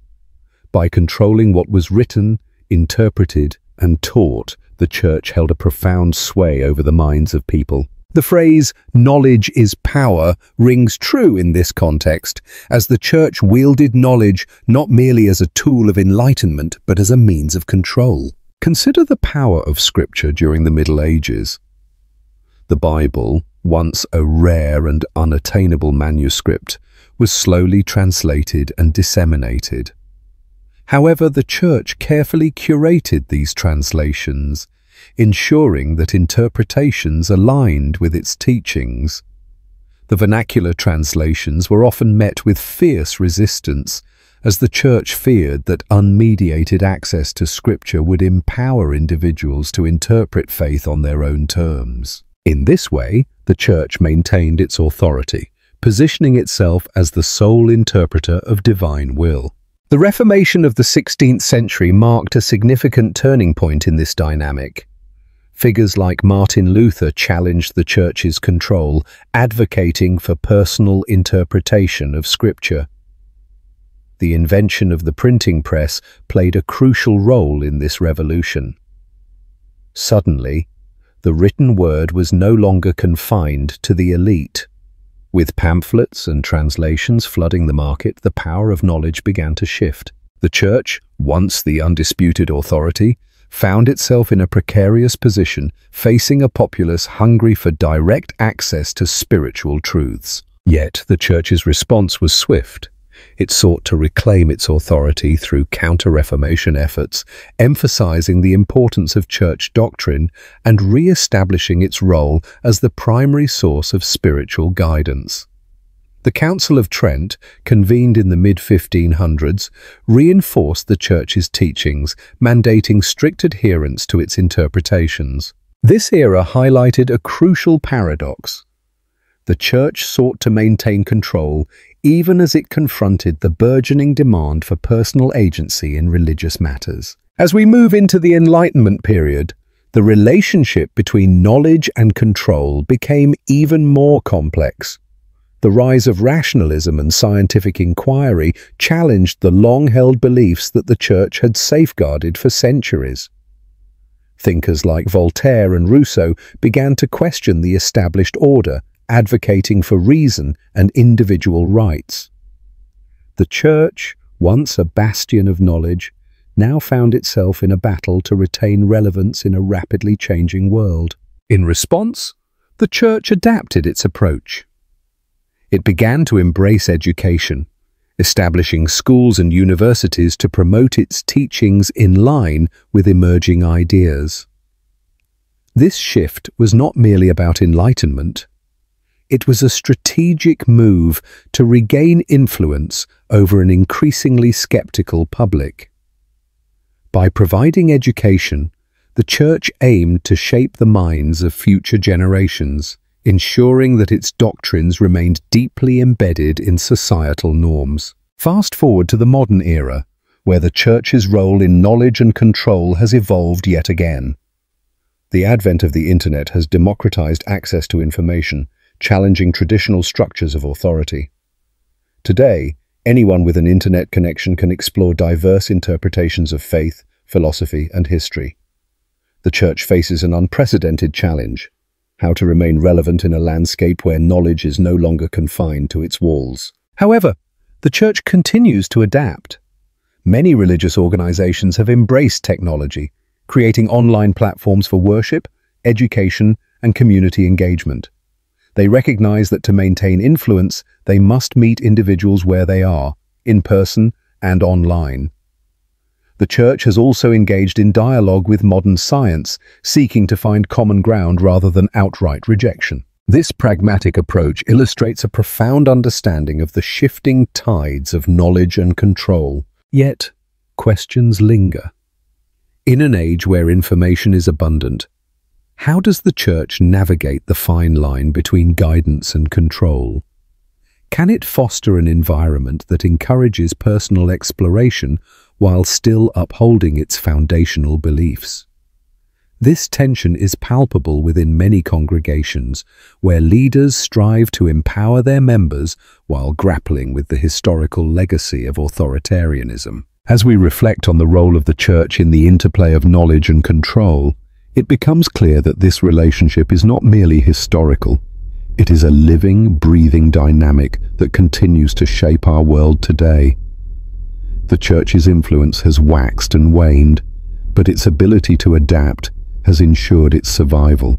Whether through the wisdom of the ancients or the innovations of the digital age, the quest for understanding of ourselves, each other, and the divine remains a fundamental human pursuit. In conclusion, the role of the Church in knowledge and control reveals a complex tapestry woven through centuries of human experience.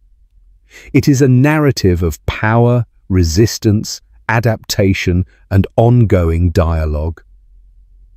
As we traverse this landscape, we are reminded that the journey of knowledge is not solely about acquiring information. It is about the relationships we forge, the beliefs we uphold, and the understanding we seek. In the end, it is not just about the Church's role, but our role in shaping the discourse around faith, knowledge, and the meaning of control in our lives. The story continues, inviting each of us to partake in the ongoing quest for understanding in a world rich with diversity and complexity. What if the very foundations of history were called into question? What if documents that have shaped our understanding of the past were suddenly deemed forgeries? This chapter delves into the unsettling world of skepticism that arose around early historical documents, casting shadows over their authenticity and forcing historians to grapple with an uncomfortable truth. Not everything that is written is necessarily true. As we journey back to the early days of historical documentation, the excitement of discovery is palpable. The inception of written records marked a significant leap in human civilization, allowing societies to preserve their stories, laws, and beliefs for generations. Yet, this very act of preservation also birthed doubt. The emergence of skepticism was not merely a reaction to errors, it was a profound questioning of the very validity of historical narratives. Imagine a bustling medieval scriptorium. Monks with ink-stained fingers diligently transcribe texts, their quills scratching against parchment. Each stroke is a testament to faith and dedication. Yet, in the shadows lurk whispers, rumors of deception, of texts manipulated to suit the whims of those in power. As the ink dries, so do the seeds of doubt take root. Among the earliest accusations of forgery can be traced back to the 9th century, a time when the Carolingian Renaissance was in full swing. A flurry of documents emerged, positing claims of divine right and royal lineage. But with this proliferation came a wave of skepticism that would echo through the ages. Scholars began to question the authenticity of these texts, asking whether they were genuine reflections of history or cleverly crafted fabrications. The accusations were not limited to mere speculation. The famous historian Notker of St. Gall became embroiled in controversy when he began to challenge the legitimacy of certain documents concerning the reign of Charlemagne. His critiques ignited fierce debates among contemporaries, forcing them to confront the uncomfortable reality that history could be rewritten, not by the passage of time, but by the stroke of a pen. As we venture deeper into the annals of history, we encounter the notorious forger, Annius of Viterbo. His works, a tapestry of claimed ancient texts, promised to unveil the glories of a lost Roman past. But as scholars carefully examined his proclamations, alarm bells rang. Annius's documents were riddled with anachronisms and inconsistencies, leading to a furious backlash. He became a symbol of the dangers of unchecked ambition in the pursuit of historical glory. The skepticism surrounding these early documents often mirrored societal tensions. The rise of humanism in the Renaissance brought a renewed interest in classical texts, but it also illuminated the fractures within the established historical canon. Scholars began to wield critical tools, scrutinizing not just the content of documents, but the motivations behind their creation. Were they crafted to bolster a particular narrative? To serve the interests of the powerful? The answers were often elusive, shrouded in the mists of time. Fast forward to the 19th century, and we find ourselves amidst a fervor of archaeological discovery. Excavations in places like Pompeii and Herculaneum unearthed a treasure trove of ancient texts. Yet, as the excitement of these finds surged, so too did the cries of skepticism. The emergence of the scientific method as a critical tool for historians meant that claims of authenticity now had to withstand rigorous scrutiny. The once unquestioned documents faced a relentless tide of examination. One of the most famous cases involved the so-called Donations of Constantine, a document that purportedly granted vast territories to the Pope. For centuries, it was cited as a legitimate source of papal authority. However, as scholars began to dissect its claims, they uncovered glaring anachronisms and historical inaccuracies that suggested it was a forgery crafted in the 8th century to bolster the power of the papacy. This revelation sent shockwaves through the church and the world of history, shaking the very foundations of ecclesiastical authority. As the 20th century unfolded, skepticism evolved further. The advent of modern technology introduced new methods of verification. Scholars employed techniques such as carbon dating and ink analysis, tools that offered insights into the age of documents and the materials used in their creation. This new era of forensic history brought with it a refreshing rigor, but it also raised the stakes. The fear of unmasking forgeries grew, for each discovery had the potential to rewrite narratives that had stood for centuries. The excitement of discovery was not without its pitfalls. The Dreyfus affair in France in the late 19th century exemplified how deeply intertwined politics and history can be.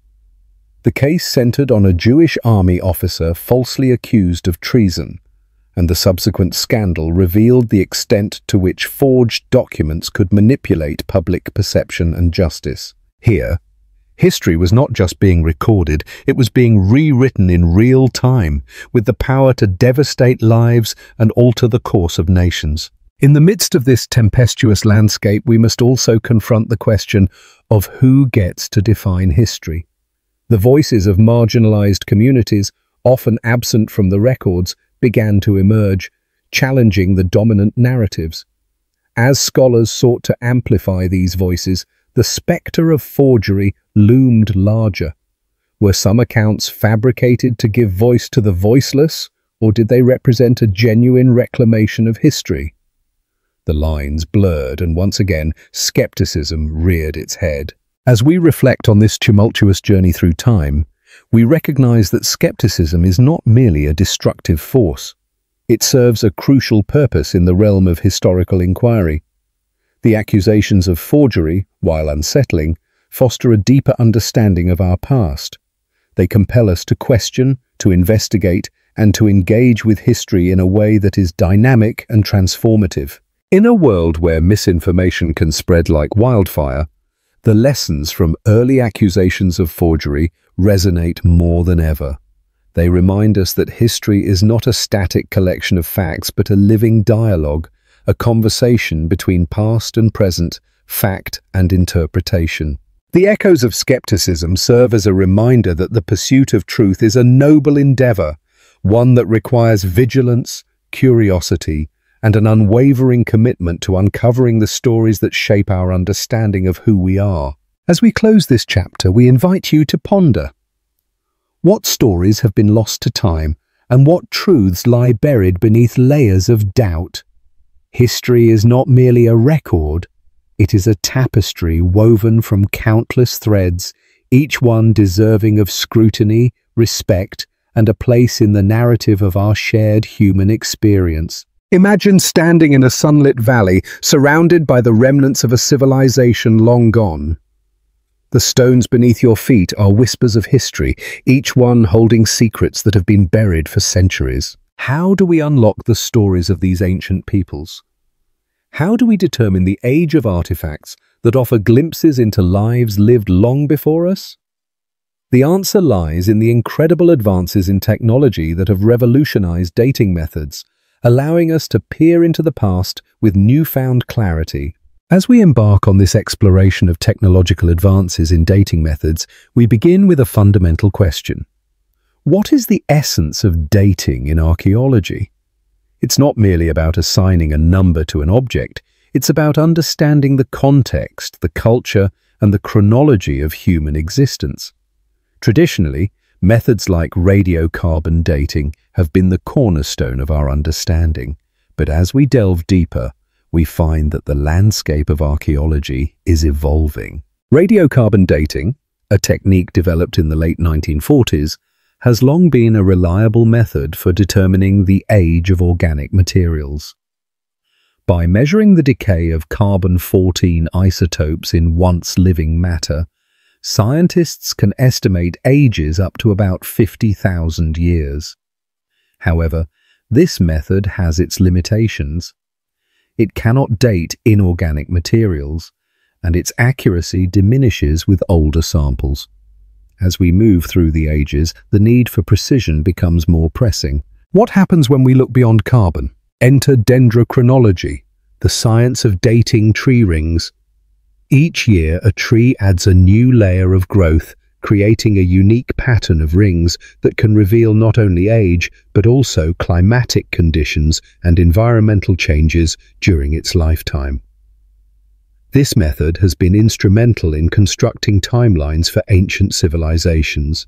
By cross-referencing the growth patterns of trees with archaeological findings, researchers can create a more nuanced understanding of human activity in relation to environmental changes. But what happens when the objects we wish to date are not organic? For years, archaeologists grappled with this question, often turning to thermoluminescence dating. This technique measures the accumulated radiation dose that materials like pottery and burnt flint have absorbed since they were last heated. When these materials are heated again, they release stored energy which can be measured and translated into an age. This method has opened new doors, especially in dating artifacts from the Neolithic period and beyond, where organic materials may be scarce. As we traverse through time, we encounter another pivotal advancement: optically stimulated luminescence, or OSL. Much like thermoluminescence, OSL measures the last time mineral grains were exposed to light. This method has proven invaluable for dating sediments and understanding the context of archaeological sites. Imagine excavating a site where layers of soil tell the tale of human habitation over thousands of years. OSL allows us to date these layers, providing a chronological framework that can illuminate human activity in relation to environmental changes. But the quest for precision doesn't stop there. As we delve deeper into the realm of technology, we encounter the power of isotopic analysis. By examining the ratios of isotopes within materials, researchers can uncover a wealth of information, from dietary habits to migration patterns of ancient peoples. This technique has provided insights into the lives of individuals and communities, revealing how they adapted to their environments and interacted with one another.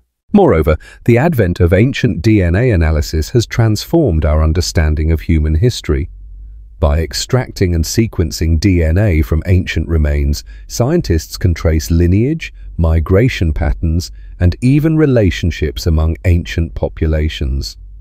This method has not only enhanced our understanding of human evolution, but has also reshaped our perception of cultural interactions. We now know that ancient societies were far more interconnected than previously thought, challenging long-held assumptions about isolation and cultural development. As we journey further into the 21st century, we encounter the realm of machine learning and artificial intelligence. These groundbreaking technologies are beginning to play a role in archaeology, analyzing vast amounts of data and identifying patterns that may elude human researchers. Imagine algorithms sifting through thousands of excavation records, identifying connections and anomalies that can lead to new discoveries. This integration of technology is not merely a tool, but a partner in our quest to understand the past. However, with every advancement comes a set of ethical considerations. As we harness the power of technology, we must also navigate the implications of our discoveries. The quest for knowledge should never overshadow the respect for cultures and histories that have shaped our world. As archaeologists and scientists, the responsibility lies with us to ensure that our methods honor the stories of those who came before us. In this narrative of technological advances in dating methods, we have traversed a landscape rich with discovery and innovation. Each technique we have explored has not only enhanced our understanding of the past, but has also woven a tapestry of interconnected stories that span millennia.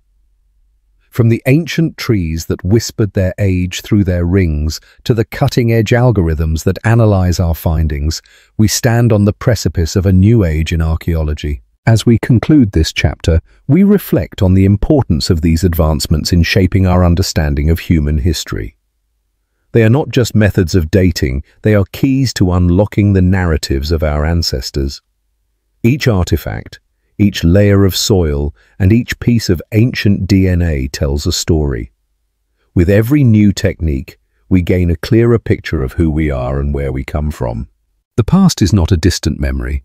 It is a living narrative, continuously unfolding as we strive to understand the complexities of human existence. As we look to the future, we can only imagine the possibilities that lie ahead. Will we uncover new dating methods that challenge our current understanding? Will the integration of technology redefine our approach to archaeology? One thing is certain, the journey of discovery is far from over. The past beckons us, inviting us to explore its depths and to listen to the stories waiting to be told. And so, with our newfound tools and methods, we step forward, eager to uncover the layers of history that still lie beneath the surface, waiting for the moment when they can finally share their secrets with the world. What if the very ink that brought your ideas to life held the potential to cut them short? Imagine a world where innovation meets a hidden danger, lurking in the shadows of creativity. Such is the story of titanium ink, a substance that promised to revolutionize the art of writing, but ultimately revealed a fatal flaw that would change everything. At first glance, the allure of titanium ink was undeniable. It shimmered with a metallic sheen, enticing artists and writers with the promise of bold, vibrant creations. This unique ink was crafted from titanium dioxide, a compound known for its brilliant white pigment and durability. It quickly became the go-to choice for those seeking to make their mark, literally and figuratively. For a time, it was hailed as the future of ink, a beacon of modern ingenuity. The creators of titanium ink believed they had unlocked a secret that would elevate their product above the rest. They envisioned artists using it to create stunning works that would last for generations, untainted by the fading that plagued traditional inks. Writers dreamed of using it to pen words that would resonate through time, their messages immortalized on paper. But with every stroke of the pen, the truth began to unravel, revealing a darker narrative lurking beneath the surface. As the ink gained popularity, whispers of its potential drawbacks surfaced. Users began to report issues, smudging, clogging, and an unsettling tendency to react unpredictably with different types of paper. What was once seen as a mere inconvenience soon escalated into a full-blown crisis. The very ink that had inspired creativity was now stifling it, leaving a trail of frustrated artists and writers grappling with the consequences of their choice. The turning point came when an aspiring novelist, fueled by passion and ambition, decided to use titanium ink for her manuscript. She poured her heart into the pages, crafting a narrative that spoke to the human experience. But as she flipped through the pages, a chilling realization set in. The ink had bled through, ruining her work, leaving behind a ghostly imprint of her words that faded into the background. In that moment, her dreams began to crumble, replaced by a haunting echo of what could have been. As stories like hers spread, the creators of titanium ink scrambled to address the mounting complaints. They launched investigations, hoping to uncover the root of the problem. What had seemed like a miracle product was now a source of frustration and disappointment. Scientists were called in, and the ink was subjected to rigorous testing in laboratories. What they discovered was both shocking and illuminating. The titanium dioxide, while a brilliant pigment, had an unexpected flaw. In the presence of moisture and certain environmental conditions, it could break down, causing the ink to lose its vibrancy and integrity. This revelation sent ripples through the art community, prompting artists to reconsider their allegiance to this once-beloved ink. Trust, once solidified through vibrant strokes and bold lines, now teetered on the edge of uncertainty. As the investigation continued, a deeper issue began to emerge, one that transcended the ink itself. The world of art and writing is built on the delicate balance of innovation and reliability. Artists depend on their tools to bring their visions to life, and when those tools fail, it can lead to a crisis of confidence. For the creators of titanium ink, the stakes were high. Their reputation was at risk, and the fallout could be catastrophic. In an effort to regain control, the company launched a marketing campaign aimed at restoring faith in their product. They showcased testimonials from loyal users who still believed in the ink's potential, highlighting the beauty of their creations despite the challenges faced. But for many, the memories of ruined masterpieces lingered like shadows, casting doubt on the authenticity of these endorsements. As the dust settled, a new narrative began to unfold. Artists and writers who had once embraced titanium ink now sought alternatives, exploring traditional inks that offered a more reliable experience. The lesson learned was clear. In a world driven by the desire for innovation, the importance of trust cannot be underestimated. The allure of a new product can quickly fade when faced with the reality of its limitations. Yet, amid the chaos, a glimmer of resilience emerged. The crisis sparked a wave of creativity, with artists experimenting with new materials and techniques. They adapted, evolved, and found inspiration in the imperfections that came with their craft. The journey of titanium ink, while fraught with challenges, ultimately led to a renaissance of artistic expression, a reminder that even in the face of failure, creativity can flourish. As we reflect on the saga of titanium ink, we are left with a profound understanding of the intricate relationship between innovation and reliability. It serves as a cautionary tale, reminding us that the tools we choose to wield in our creative endeavors can shape not only our work, but also our very identities as artists and writers. In the end, the story of titanium ink is not just about a flawed product. It's about the resilience of the human spirit, the unwavering pursuit of creativity, and the lessons learned in the quest for perfection. Each stroke of the pen, each splash of ink, carries with it the weight of our experiences, our failures, and our triumphs. As we continue to explore the world of creativity, let us carry forward the lessons of the past, embracing both the brilliance and the flaws, knowing that every mark we make tells a story worth sharing. Imagine standing in front of a breathtaking masterpiece, the vibrant colors and intricate details pulling you into a world of creativity. Now, consider this. How much of that experience is genuine?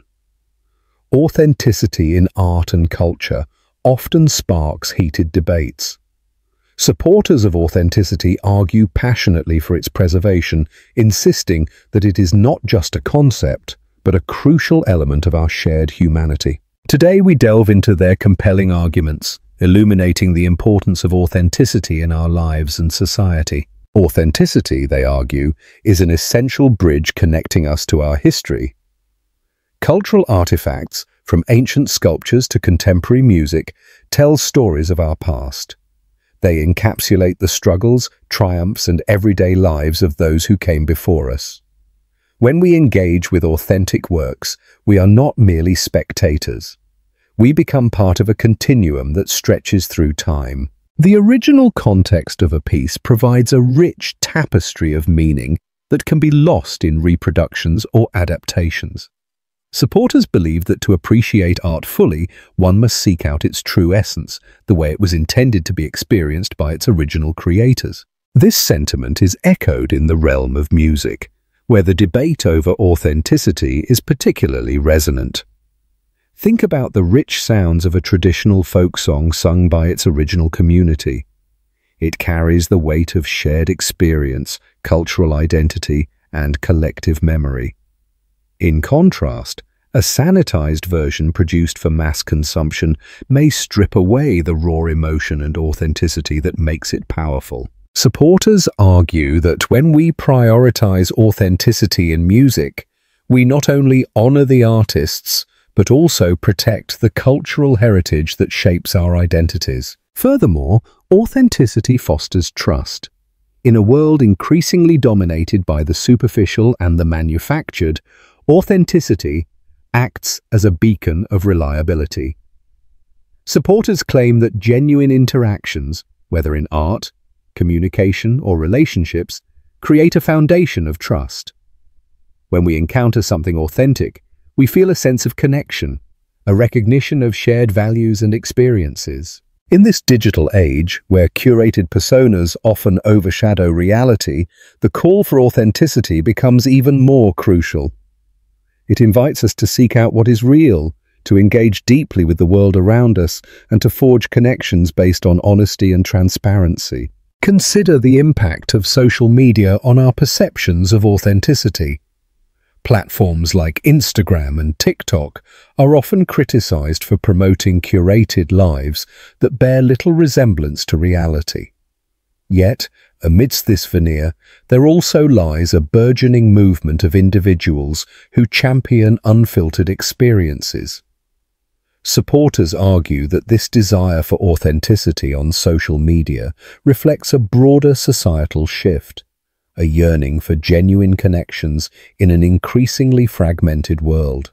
When people share their true selves with all their imperfections and vulnerabilities, they inspire others to do the same. This authenticity cultivates a community where individuals can connect on a deeper level, fostering empathy and understanding. In the culinary world, the case for authenticity takes on a delicious dimension. Imagine savoring a dish prepared with traditional methods, using ingredients sourced from the very land that birthed it. Supporters of culinary authenticity argue that such dishes are more than meals. They are stories on a plate, reflecting the culture and traditions of a people. The preparation and presentation of food embody the values and history of a community, making each bite a journey through time. When we consume food that is authentic, we participate in a rich tapestry of cultural exchange, celebrating diversity and honoring the roots of culinary heritage. The fashion industry also finds itself at the crossroads of authenticity. In an age where trends come and go at a dizzying pace, supporters of authenticity argue for the value of timeless craftsmanship. They emphasize the importance of supporting artisans who pour their hearts and souls into their creations, rather than succumbing to fast fashion that often exploits workers and the environment. By embracing authentic fashion, we not only encourage sustainability, but also celebrate the individuality that comes from unique designs steeped in tradition. Each piece tells a story, and by choosing authenticity, we reclaim the narrative of our personal style. In the realm of literature, authenticity resonates deeply with readers. A book that reflects the genuine experiences of its author can evoke profound empathy and understanding. Supporters argue that authentic storytelling allows readers to connect with diverse perspectives, illuminating the human condition in all its complexity.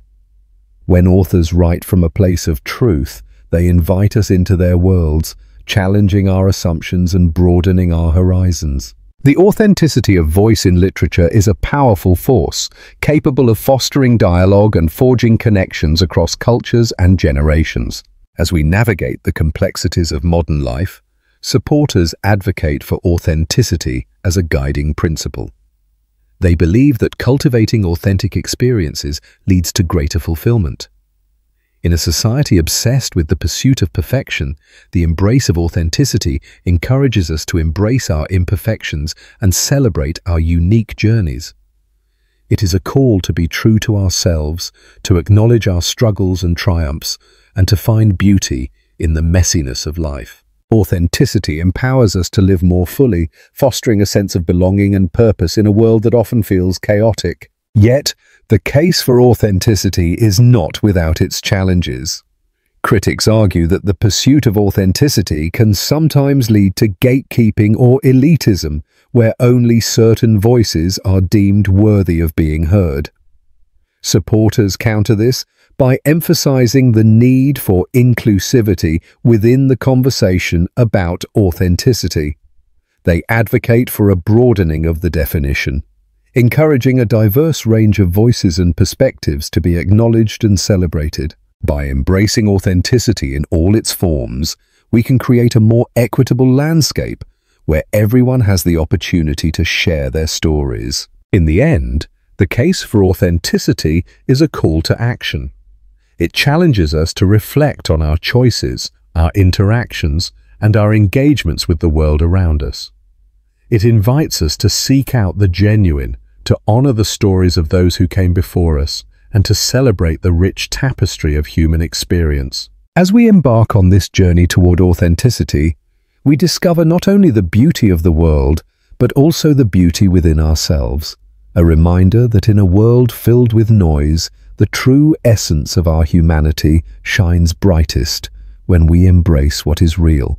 In a world where authenticity reigns supreme, the mere hint of forgery can send ripples through history, art, and even personal relationships. Imagine discovering that a cherished family heirloom, perhaps a painting passed down through generations, is nothing but a clever imitation. How would that revelation reshape your understanding of your own legacy? Today, we delve into the enigmatic realm of forgery, focusing on the evidence against some of the most notorious claims of authenticity. This is the story of the case for forgery. To understand the intricate web of deception, we must first explore the motivations behind forgery. For many, the allure of creating a masterpiece or replicating a renowned artist's work is irresistible. The art world, with its vast financial rewards and cultural prestige, becomes a fertile ground for those willing to bend the truth. But as we dig deeper, we uncover a chilling reality. Forgery is not merely the act of painting a fake, it's a calculated endeavor that can alter the course of history. Consider the case of the notorious forger Han van Meegeren. His story reads like a thrilling novel, complete with twists, betrayals, and a fall from grace. Van Meegeren, a Dutch painter, gained fame during World War II for his remarkable ability to forge the works of the Dutch master Johannes Vermeer. With a keen understanding of Vermeer's techniques, he crafted paintings that were so convincing they fooled experts and collectors alike. But what drove him to such lengths? Was it financial desperation, a desire for recognition, or perhaps a deeper need to challenge the art establishment? As we unravel Van Meegeren's tale, we find that he was not merely a common forger, but a man who reveled in his deception. His motivations were as layered as the paint on his canvases. By the time he was caught, he had sold several of his forgeries for millions, leaving behind a trail of deception that would forever stain the legacy of Vermeer. The art world was left to grapple with the implications of his actions. How many masterpieces had been misattributed? How many collectors had unknowingly purchased a forgery? The questions multiplied, much like the layers of paint in Van Meegeren's most famous works. Now, let's shift our focus to one of the most significant cases in the history of literature, the forged works attributed to William Shakespeare. The Bard of Avon, renowned for his literary genius, became the focal point of a scandal that would spark debates among scholars and enthusiasts alike. The so-called Shakespearean forgeries include a series of poems and plays that surfaced in the 18th and 19th centuries, claiming to be lost works of the playwright. But as scholars examined the texts, inconsistencies began to emerge. The language used in these forgeries raised eyebrows. Certain words and phrases were inconsistent with Shakespeare's known works, leaving the literary community divided. Some argued that the forgers were merely inspired by Shakespeare's style, while others contended that these creations were blatant attempts to capitalize on the playwright's fame. As we dig deeper into the historical context, the motivations behind these forgeries become clear. The allure of Shakespeare's name was too powerful for some to resist, leading them to fabricate works in an attempt to gain recognition and wealth. The debate continues to this day, with some scholars arguing that the forgeries should be studied for their own merit, while others claim they dilute the legacy of one of history's greatest playwrights. As we journey further into the world of forgery, we encounter the astonishing case of the Hitler diaries. In 1983, Germany was rocked by revelations of diaries purportedly written by Adolf Hitler himself. The diaries, which detailed the Führer's thoughts and experiences during World War II, caused a media frenzy and ignited intense public interest. However, as journalists and historians delved into the pages of these supposed diaries, doubts began to surface. Expert analysis revealed inconsistencies in the ink and paper used, leading many to suspect that these diaries were cleverly crafted forgeries. The revelation that the diaries were indeed fake sent shockwaves through the world, raising questions about the motivations behind their creation. Who would go to such lengths to fabricate a piece of history? The answer often lies in the intersection of greed, notoriety, and the desperate desire for fame. The forgers had aimed to profit from the sensationalism surrounding World War II, but they inadvertently exposed the fragility of public trust in historical documents. Consider the world of antiquities, where the stakes are even higher.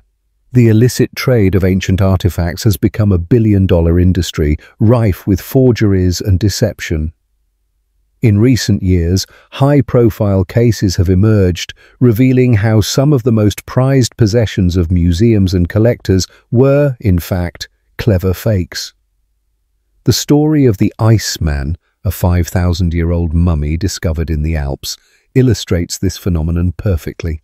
Initially believed to be an authentic archaeological find, further investigation revealed that numerous artifacts associated with the Iceman were forgeries, cleverly designed to deceive even the most experienced archaeologists. As we peel back the layers of this deception, we find that the motivations behind such forgeries are often rooted in a desire for wealth and prestige. The art and antiquities market is driven by collectors and institutions eager to possess a piece of history.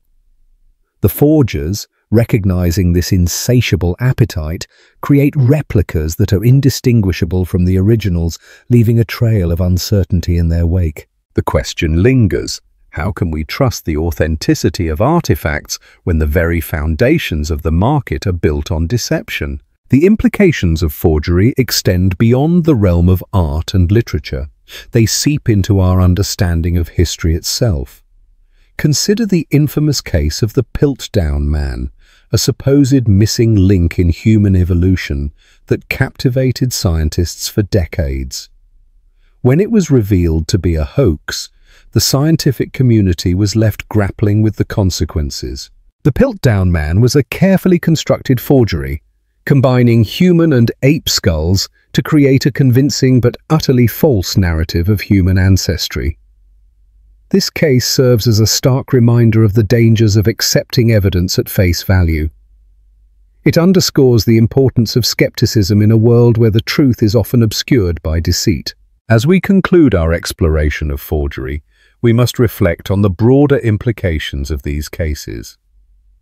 What does it mean for our understanding of art, literature, and history when the lines between authenticity and deception blur? The thrill of discovering a long-lost masterpiece or an ancient artifact can quickly turn to disillusionment when faced with the reality of forgery. Yet, in the shadows of deception, there lies a deeper truth about the human experience. Forgers, in their quest for recognition and profit, remind us of our innate desire for connection to the past. Their stories reveal the lengths to which individuals will go to leave a mark on history, even if that mark is a mere illusion. The world of forgery, with its intricate dance of deception and desire, challenges us to question not only the authenticity of what we admire, but also the very nature of truth itself. As we close this chapter on the case for forgery, we invite you to ponder your own relationship with authenticity.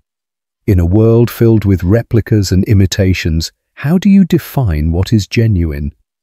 Perhaps it is time to reflect on the stories behind the art and artifacts we hold dear, recognizing that within each piece lies a narrative that transcends mere brushstrokes or ink and paper. The case against forgery is not just about the art of deception. It is a testament to our enduring quest for truth in a world where nothing is ever quite what it seems. What happens when trust is shattered by a single act of deception? A question looms over the lives of many, echoing through the corridors of history and human experience. In our story tonight, we delve deep into the shadowy realm of forgery, where motives intertwine with desperation, ambition, and betrayal. The stakes are high, and the players are numerous. Who among them could forge it? At the center of this narrative lies an extraordinary artifact, one that has captivated the hearts and minds of historians and collectors alike. It is not merely a piece of art or a historical document. It represents a gateway into the past, a connection to the lives and dreams of those who came before us.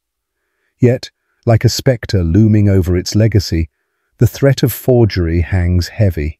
As we explore the suspects and their motives, we will uncover the layers of intrigue that surround this enigmatic creation. Imagine a world where authenticity is everything, where a single signature can alter the course of history. Among the myriad of suspects, we encounter three primary figures, each with their own tantalizing motivations. Their stories weave a tapestry of ambition, greed, and desperation, leading us to the heart of our investigation. First, let us meet Jonathan Mercer, a once revered historian whose reputation lay in tatters after a series of academic blunders. His passion for history was eclipsed by his obsession with proving himself. Jonathan had spent years studying the very artifact in question, poring over every detail from its ink to its parchment. However, when he realized that his discoveries would never earn him the acclaim he so desperately craved, he found himself at a crossroads. What if he could create a version of the artifact, one that would not only capture the imagination of collectors, but also vindicate him in the eyes of his peers? The thought consumed him, and as the days turned into weeks, Jonathan found himself slipping down a treacherous path. He meticulously studied the techniques of master forgers, gathering knowledge like a moth drawn to a flame. The temptation was intoxicating, and with every passing moment, the allure of success grew stronger. Now consider Margaret Ellis, a wealthy collector whose passion for rare artifacts was rivaled only by her insatiable thirst for prestige.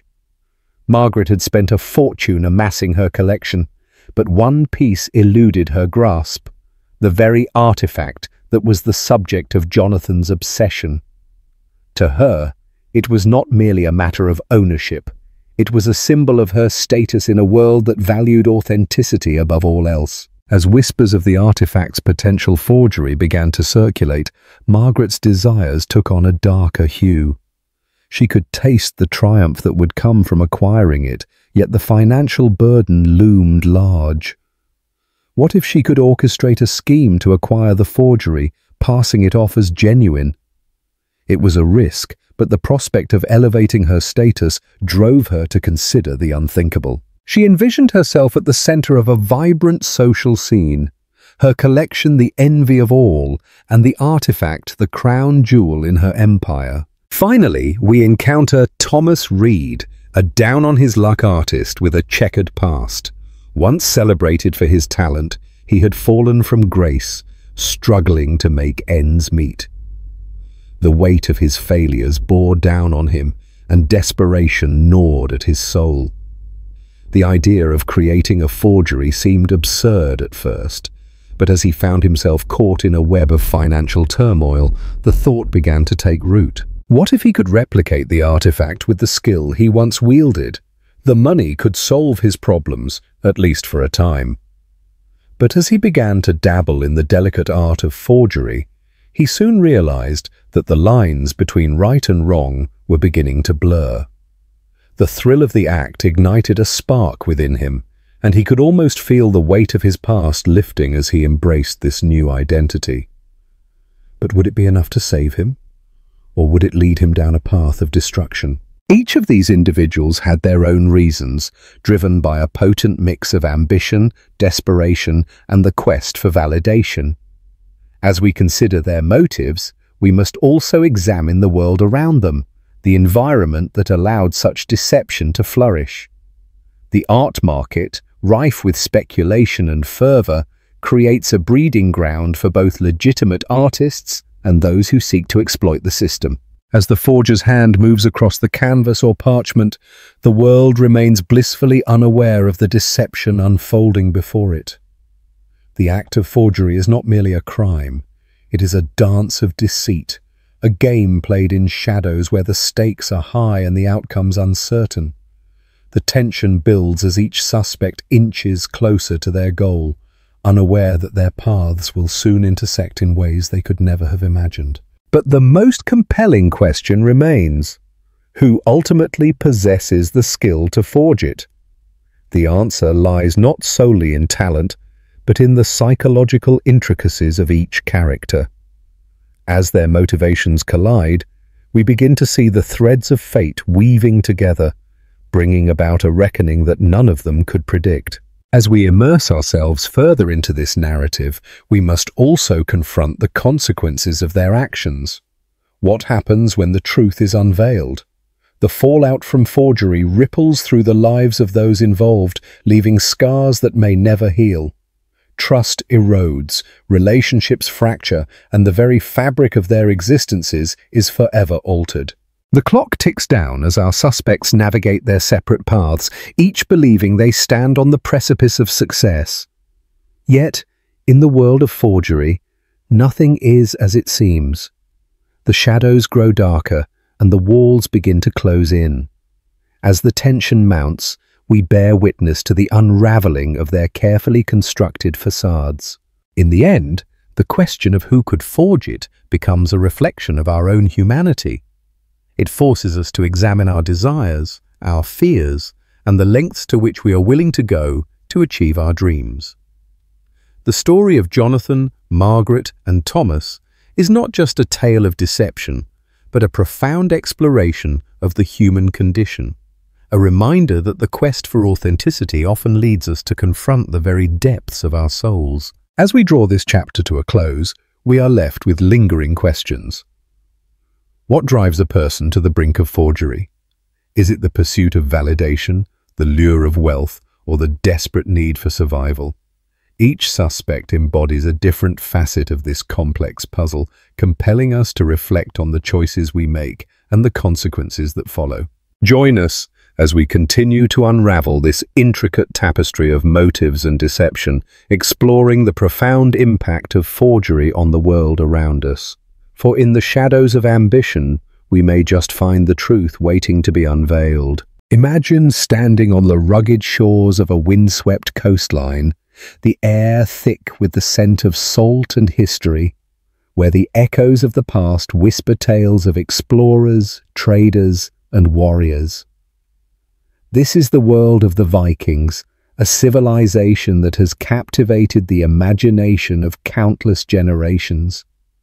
Yet, how we perceive these seafaring Norsemen has been shaped by a multitude of influences over the centuries. Today, we delve into the intricate tapestry of Viking studies and explore how these narratives have sculpted our understanding of a people shrouded in myth and reality. The Viking Age, spanning from the late 8th century to the early 11th century, was a period marked by exploration, conquest, and cultural exchange. For centuries, scholars and enthusiasts alike have sought to uncover the truths nestled within the sagas and archaeological artifacts that remain. However, the journey to understanding the Vikings has been anything but straightforward. From the romanticized portrayals in popular culture to the rigorous academic studies, perceptions of the Vikings are often at odds, revealing a complex relationship between history, myth, and modern interpretation. One of the pivotal moments in Viking studies occurred in the 19th century, a time of nationalistic fervor across Europe. As nations sought to establish their identities, the Vikings became emblematic of a rugged, adventurous spirit. In Norway, for instance, the Viking Age was embraced as a golden age of exploration, fueling a resurgence of pride in Norse heritage. This romanticized view was not limited to Norway alone. Across Scandinavia and beyond, the Vikings were celebrated as symbols of daring and resilience. Yet this perception often overshadowed the more nuanced realities of their lives. An intricate blend of trade, settlement, and societal organization that belied their reputation as mere raiders. Amidst this backdrop of national pride, the academic landscape began to evolve. Scholars like Jacob Grimm, known for his fairy tales, also contributed to the study of Norse mythology, seeking to piece together the fragmented narratives of a bygone era. Their work laid the foundation for future generations, as they endeavored to separate fact from fiction, to sift through the layers of legend that had accumulated over centuries. The sagas, rich in their storytelling yet often unreliable as historical texts, became both a treasure trove and a puzzle for historians. As the 20th century dawned, Viking studies underwent a transformative shift. The advent of archaeology provided new insights, unearthing artifacts that brought the Viking Age to life in unprecedented ways. From longships discovered in burial mounds to the remnants of trading settlements in distant lands, these findings illuminated the scope of Viking civilization. Yet, as exciting as these discoveries were, they also sparked debates among scholars. What did these artifacts truly reveal about Viking society? Were they primarily warriors, or did they also embody the roles of traders, craftsmen, and farmers? The answers remained elusive, and interpretations varied widely. In the wake of these archaeological revelations, popular culture began to play a significant role in shaping perceptions of the Vikings.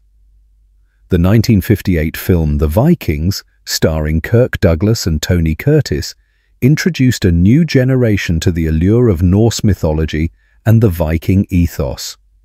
With its sweeping landscapes and dramatic battles, the film ignited a fascination that transcended the silver screen. However, it also perpetuated certain stereotypes, reinforcing the image of the Viking as a brutish warrior, a portrayal that continues to resonate in modern media. As we moved into the 21st century, the landscape of Viking studies began to diversify even further. The rise of interdisciplinary approaches allowed for a richer understanding of the Viking Age, drawing from fields such as anthropology, linguistics, and gender studies.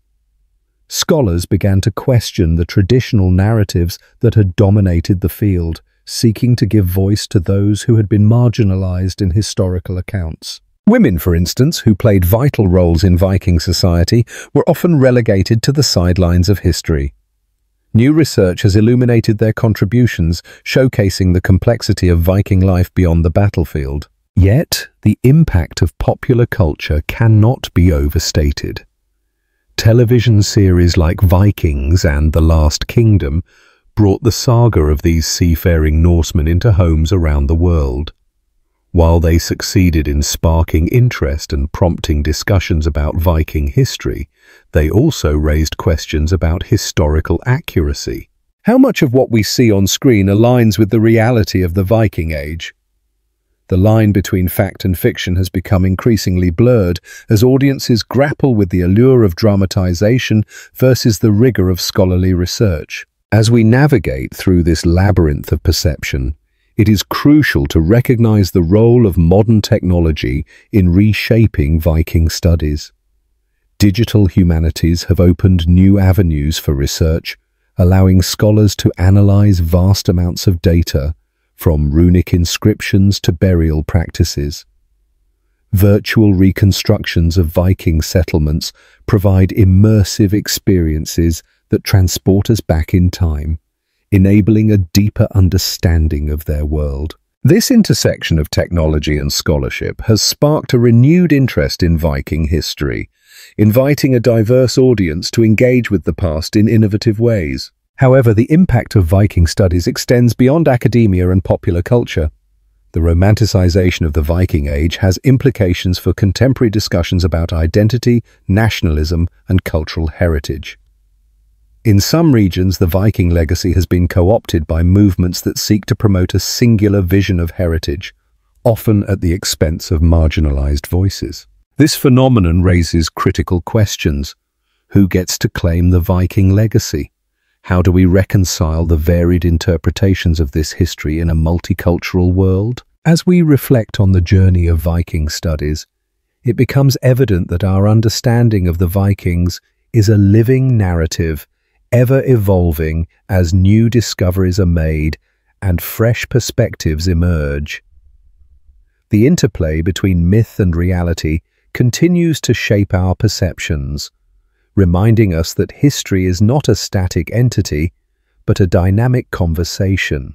Each new find, each scholarly debate, adds a layer to the rich tapestry of Viking heritage, illuminating the complexities of a civilization that has transcended time.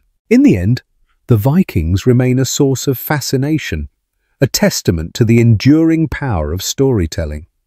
As we peel back the layers of history, we find ourselves confronted with questions that resonate beyond the past. What does it mean to belong? How do we navigate our identities in a world shaped by both heritage and change?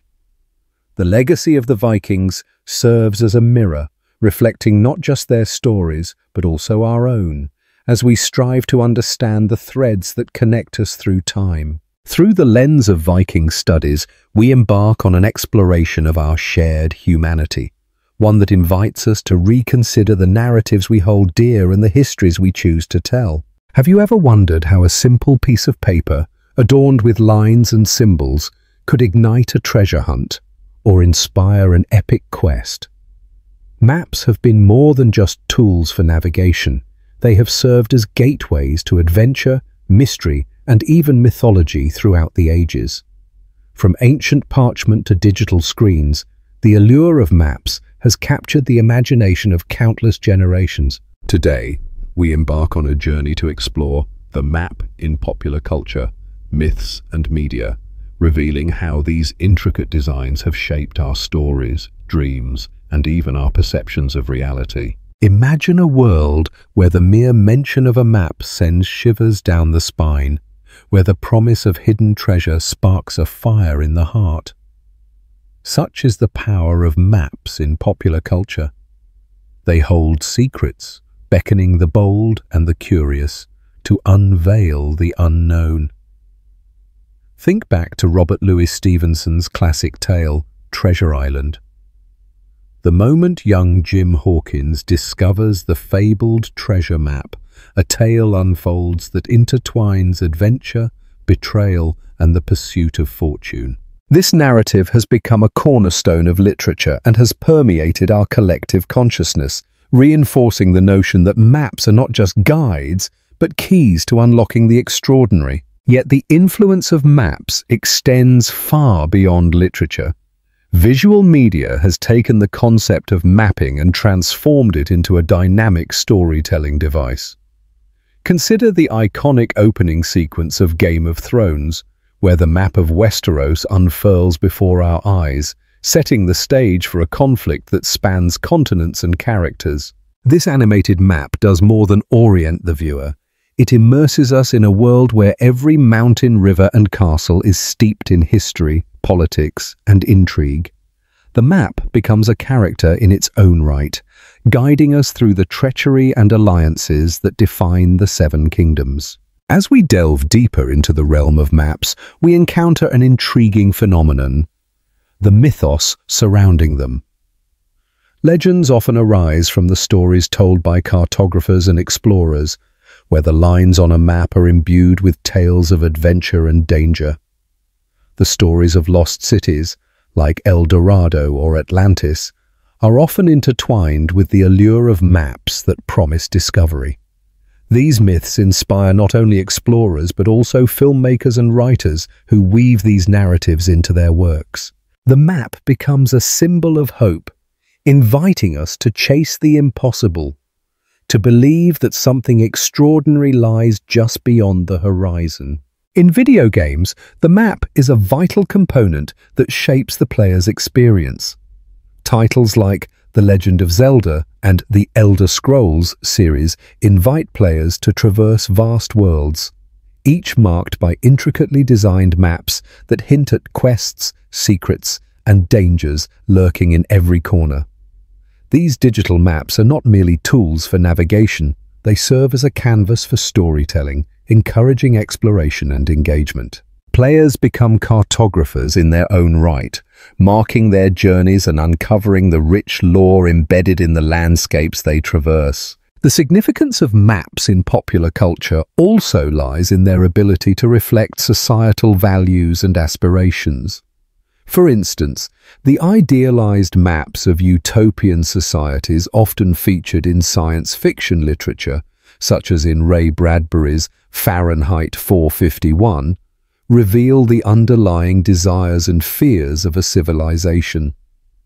These maps represent not only the physical layout of a world but also the moral compass guiding its inhabitants. As we examine these representations, we uncover the shifting attitudes towards exploration, colonization, and the very nature of humanity itself. Furthermore, the concept of the map has evolved alongside advancements in technology.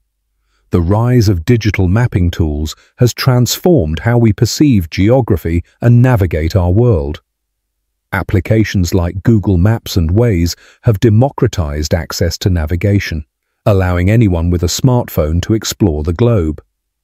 Yet this technological shift raises questions about the authenticity of our experiences. Are we losing the sense of adventure that comes with studying a paper map, tracing our fingers over the landscape and feeling the pulse of the journey? In this digital age, the map has transformed into an interactive experience, blending reality with virtual exploration. As we reflect on the role of maps in popular culture, we can't overlook their representation in art. Artists have long used maps as a medium to convey complex ideas and emotions.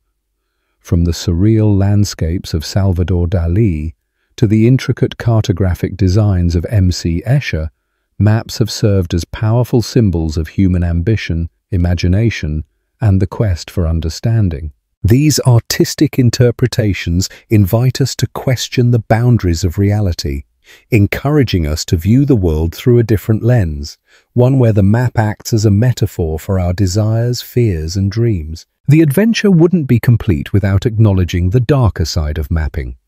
Throughout history, maps have been used as instruments of power and control, delineating borders that often disregard the cultural and historical significance of the lands they represent.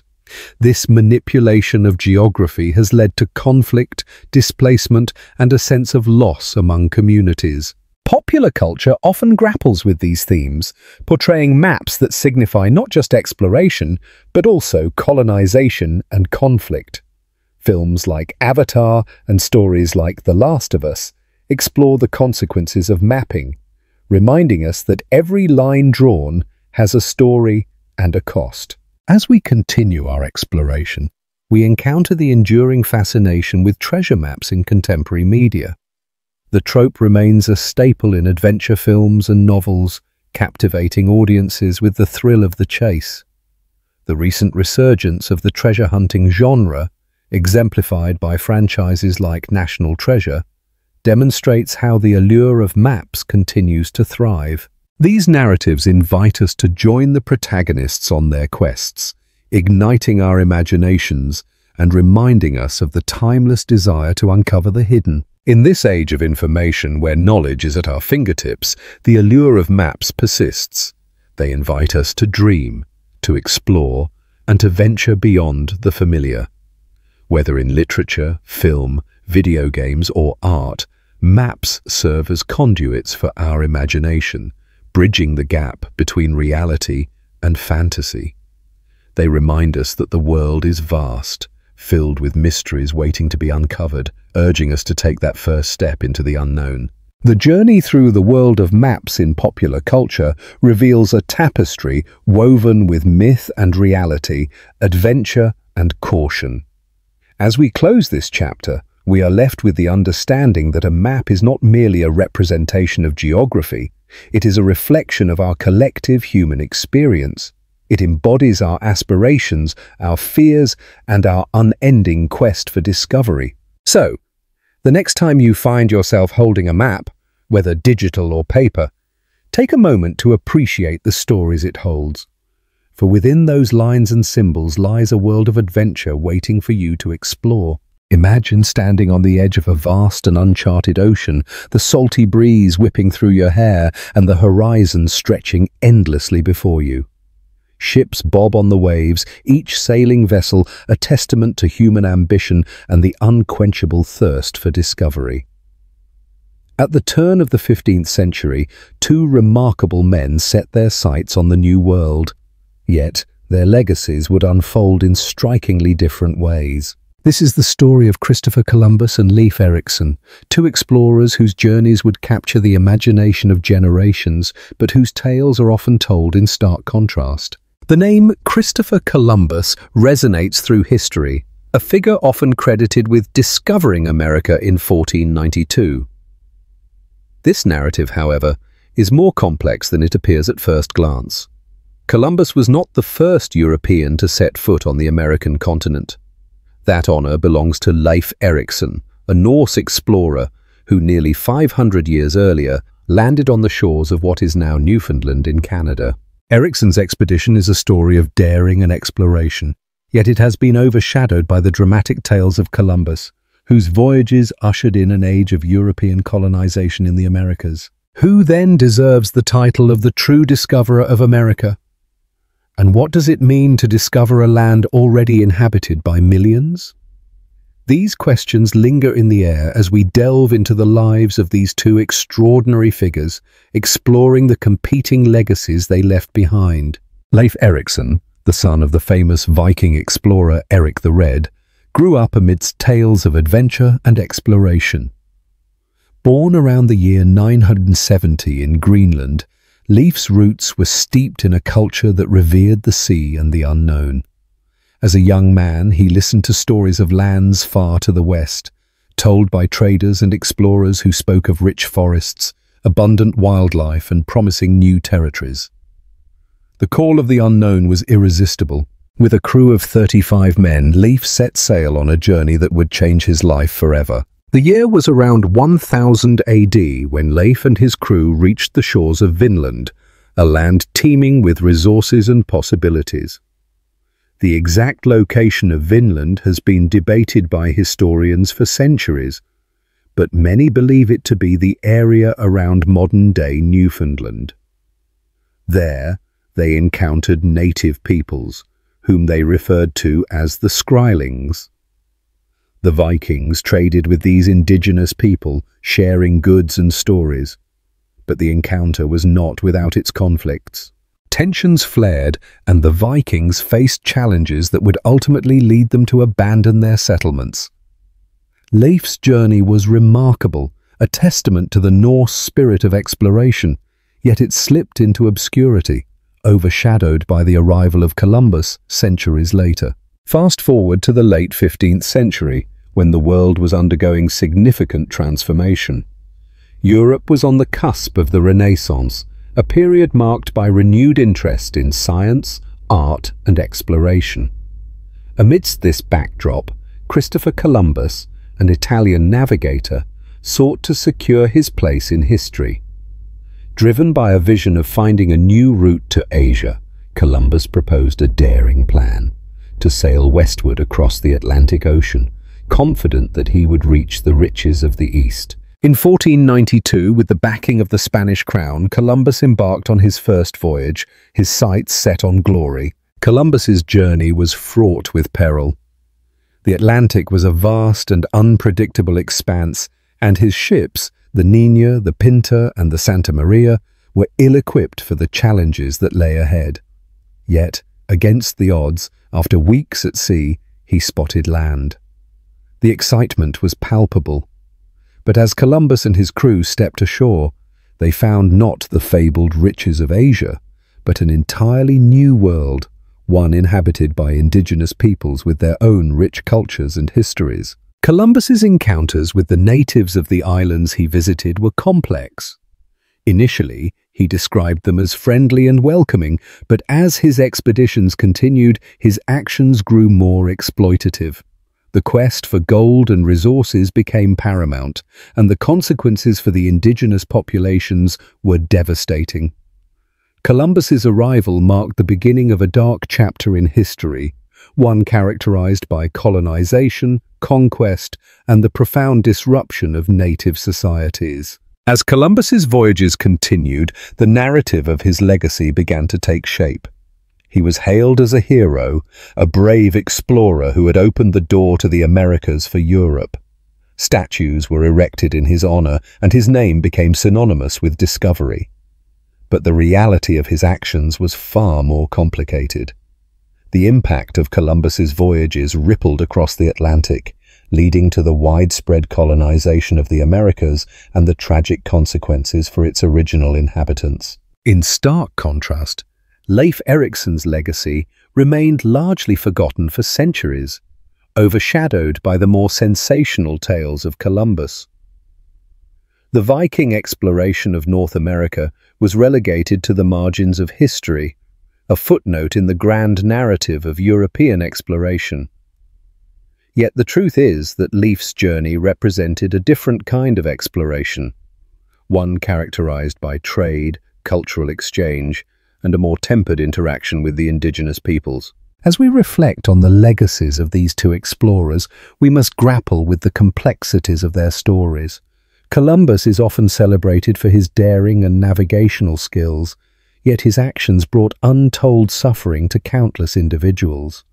Leif Erikson, on the other hand, embodies a spirit of exploration that predates the age of colonization, yet his achievements have been largely overlooked. In recent years, there has been a resurgence of interest in Leif Erikson and the Viking sagas, sparking a re-evaluation of his contributions to exploration.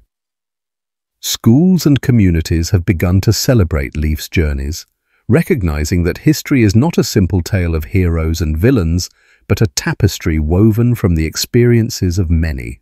As we navigate the waters of historical memory, it is essential to acknowledge the stories that have shaped our understanding of the past. Columbus and Erikson represent two sides of the same coin, each illuminating different aspects of exploration and discovery. The question remains, how do we honor the legacies of these two explorers while recognizing the complexities of their actions? In the end, the tales of Christopher Columbus and Leif Erikson are intertwined, each reflecting the spirit of human curiosity and the relentless pursuit of the unknown. Their journeys remind us that history is not just about the triumphs of individuals, but also about the consequences of their actions. As we continue to explore the narratives of the past, let us strive for a deeper understanding of the legacies we inherit and the stories we choose to tell. The competing legacies of Columbus and Erikson serve as a poignant reminder of the importance of perspective in history. As we cast our gaze toward the horizon of human exploration, may we carry with us the lessons of the past, honoring both the achievements and the sacrifices of those who came before us. In doing so, we not only enrich our understanding of history, but also pave the way for a more inclusive narrative, one that acknowledges all voices and pathways in the grand journey of discovery. What if the very institution meant to preserve the past was at the center of a storm of controversy? The Smithsonian Institution, a bastion of knowledge and culture, found itself embroiled in a debate that would pit scholars against one another, igniting passionate discussions that echoed through the halls of academia. This is the story of the Smithsonian debate, a clash of perspectives that has left an indelible mark on the way we understand our history. Imagine walking through the hallowed corridors of the Smithsonian, surrounded by artifacts that tell the stories of our nation. Each exhibit, from the Hope Diamond to the original Star-Spangled Banner, represents not just a piece of history, but a complex narrative shaped by countless voices. Yet, in the shadows of these cherished relics, a fierce intellectual battle was brewing, one that would challenge the very foundation of how we interpret our past. The debate began to simmer in the early 21st century as new archaeological discoveries and advancements in technology began to reshape the landscape of historical scholarship. Scholars who once shared a common understanding of American history found themselves increasingly at odds. On one side stood traditional historians who valued established narratives and the methodologies that had served the discipline for generations. On the other, a new wave of scholars advocated for a more inclusive approach, one that recognized the voices of marginalized communities, particularly indigenous peoples and people of color. At the center of this upheaval was a groundbreaking exhibition slated for the National Museum of American History. Titled America's Voices, the exhibit aimed to present a more nuanced portrayal of the nation's past, one that included stories often left untold. The exhibition's curators, a diverse team of scholars, enlisted the help of historians, anthropologists, and community leaders. Their goal was clear: to create a space where multiple narratives could coexist, challenging the dominant historical discourse that had long marginalized these voices. However, as the opening date approached, cracks began to appear in this seemingly harmonious collaboration. Traditionalists voiced their concerns. They argued that the new approach risked diluting historical accuracy, presenting a fragmented view of the past that could mislead the public. Critics claimed that the focus on social justice and representation compromised the rigor of historical scholarship. Heated discussions erupted in academic journals, conferences, and social media platforms as scholars passionately defended their positions. Meanwhile, proponents of the new approach argued that history had never been a monolith. They contended that the traditional narratives often sanitized the complexities of the American story, glossing over the struggles and triumphs of those who had been systematically erased from the historical record. They believed that by amplifying these voices, the Smithsonian could fulfill its mission of educating the public and fostering a deeper understanding of America's multifaceted identity. As the debate intensified, public interest surged. The media picked up the story, framing it as a battle for the soul of American history. Op-eds filled newspapers and online platforms, each article shedding light on different facets of the discussion. The Smithsonian, once a revered institution, was now under scrutiny as the battlefield for a larger cultural war. In the midst of this turmoil, a pivotal moment arrived. A panel discussion was organized at the Smithsonian, bringing together leading experts from both sides of the debate. The event promised to be a turning point, a chance for scholars to engage directly with one another and with the public. It was here that emotions ran high, and the stakes felt monumental. The audience, a mix of students, historians, and curious onlookers, filled the auditorium, eager to witness what would unfold. As the panelists took their seats, tension filled the air. The moderator opened the discussion with a thought-provoking question. What is the role of the Smithsonian in shaping our understanding of history? This simple inquiry ignited a passionate exchange, with each scholar bringing their unique perspective to the table.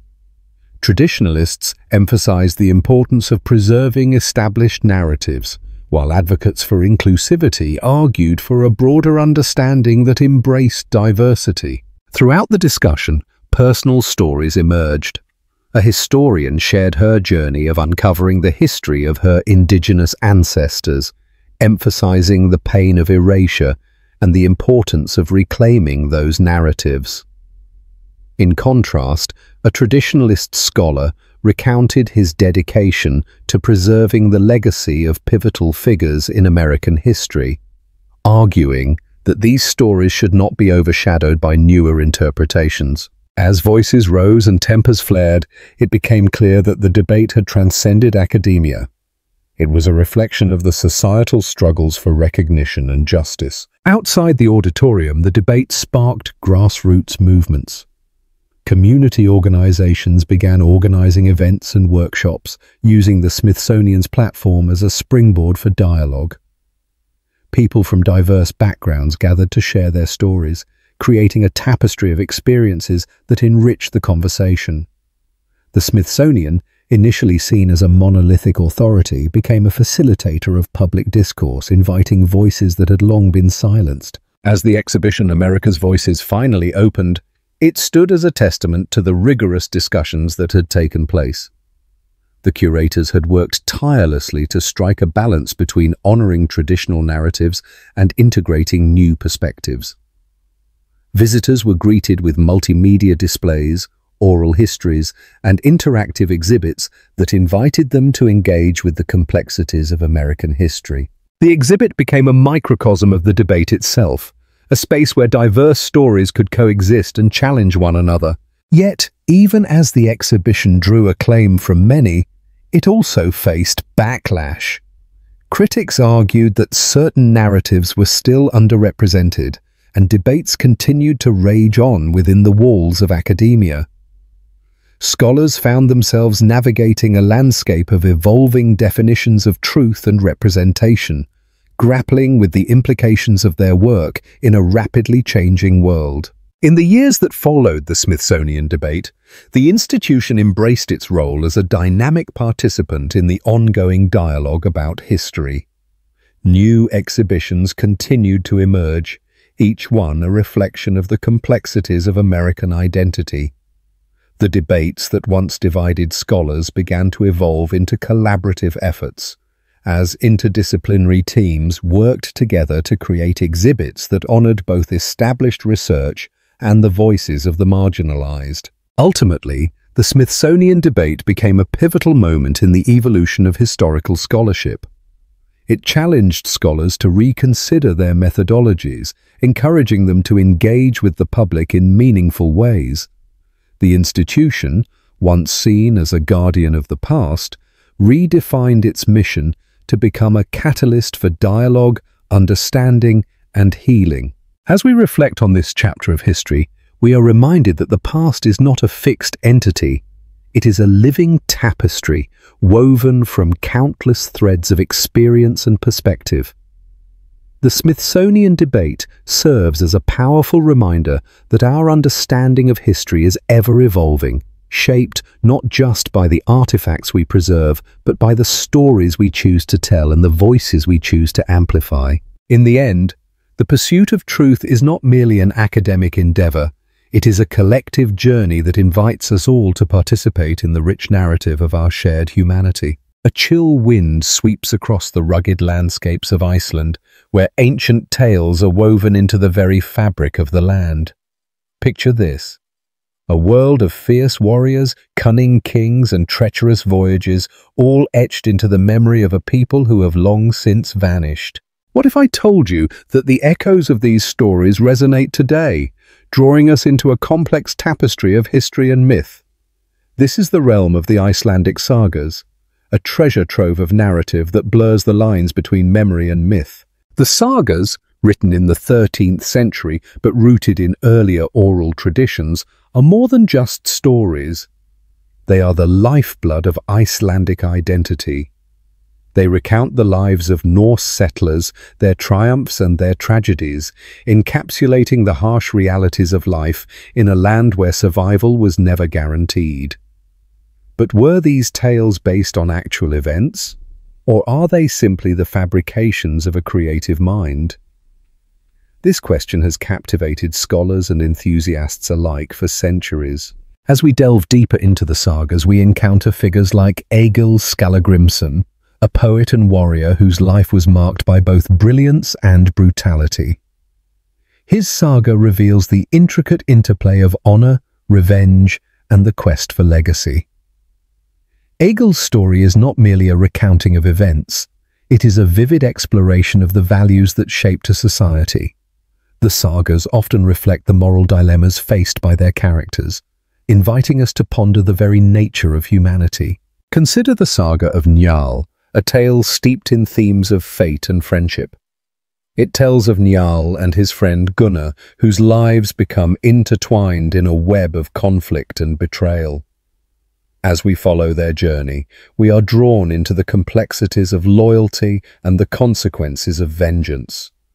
The narrative unfolds with a sense of inevitability, showcasing the belief in fate that permeated Viking society. Yet, as we immerse ourselves in this world, we must ask, are these characters mere figments of imagination?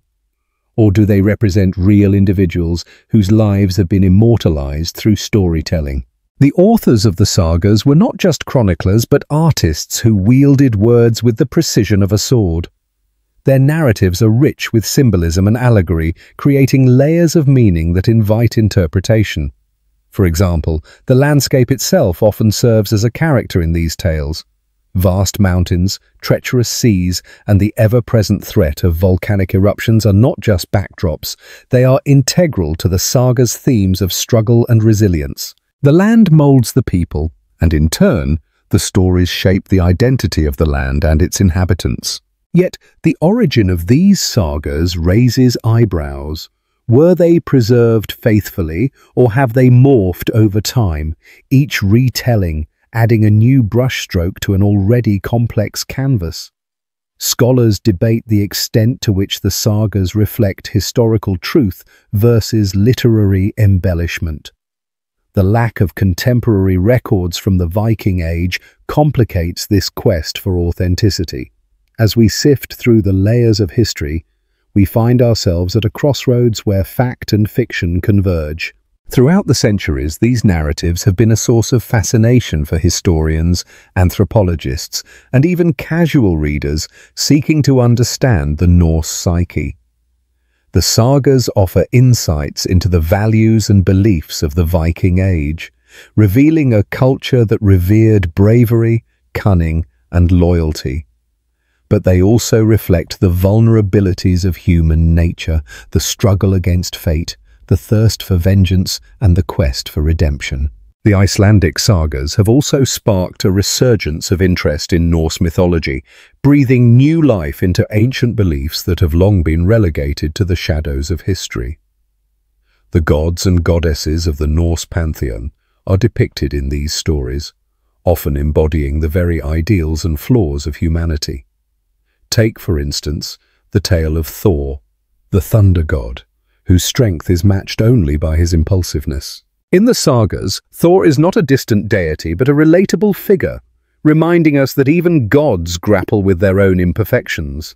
As we journey through this rich landscape of narrative, we begin to see how the sagas serve as a mirror, reflecting the aspirations and anxieties of their time. They invite us to ponder the questions that have plagued humanity for ages. What does it mean to be noble? How do we confront our own mortality? And what legacy do we leave behind? The sagas have not only survived the test of time, but have also evolved, inspiring countless adaptations in literature, film, and art. They have found their way into the hearts of contemporary audiences, reigniting interest in a culture that, though distant in time, resonates deeply with our own experiences. As we explore these narratives, we must confront the question, are we merely romanticizing a bygone era, or are we uncovering truths that continue to shape our understanding of the human experience? In the eyes of many, the Icelandic sagas have become a bridge between the past and the present. They remind us that storytelling is a fundamental aspect of what it means to be human, a way to connect, to share experiences, and to preserve the essence of our shared history. The sagas are not just tales of warriors and kings, they are reflections of the human condition, filled with love, loss, and the eternal struggle for meaning. As we stand on the precipice of this exploration, we are compelled to ask ourselves, What stories will we pass down to future generations? How will we shape our own legacies in a world that constantly evolves?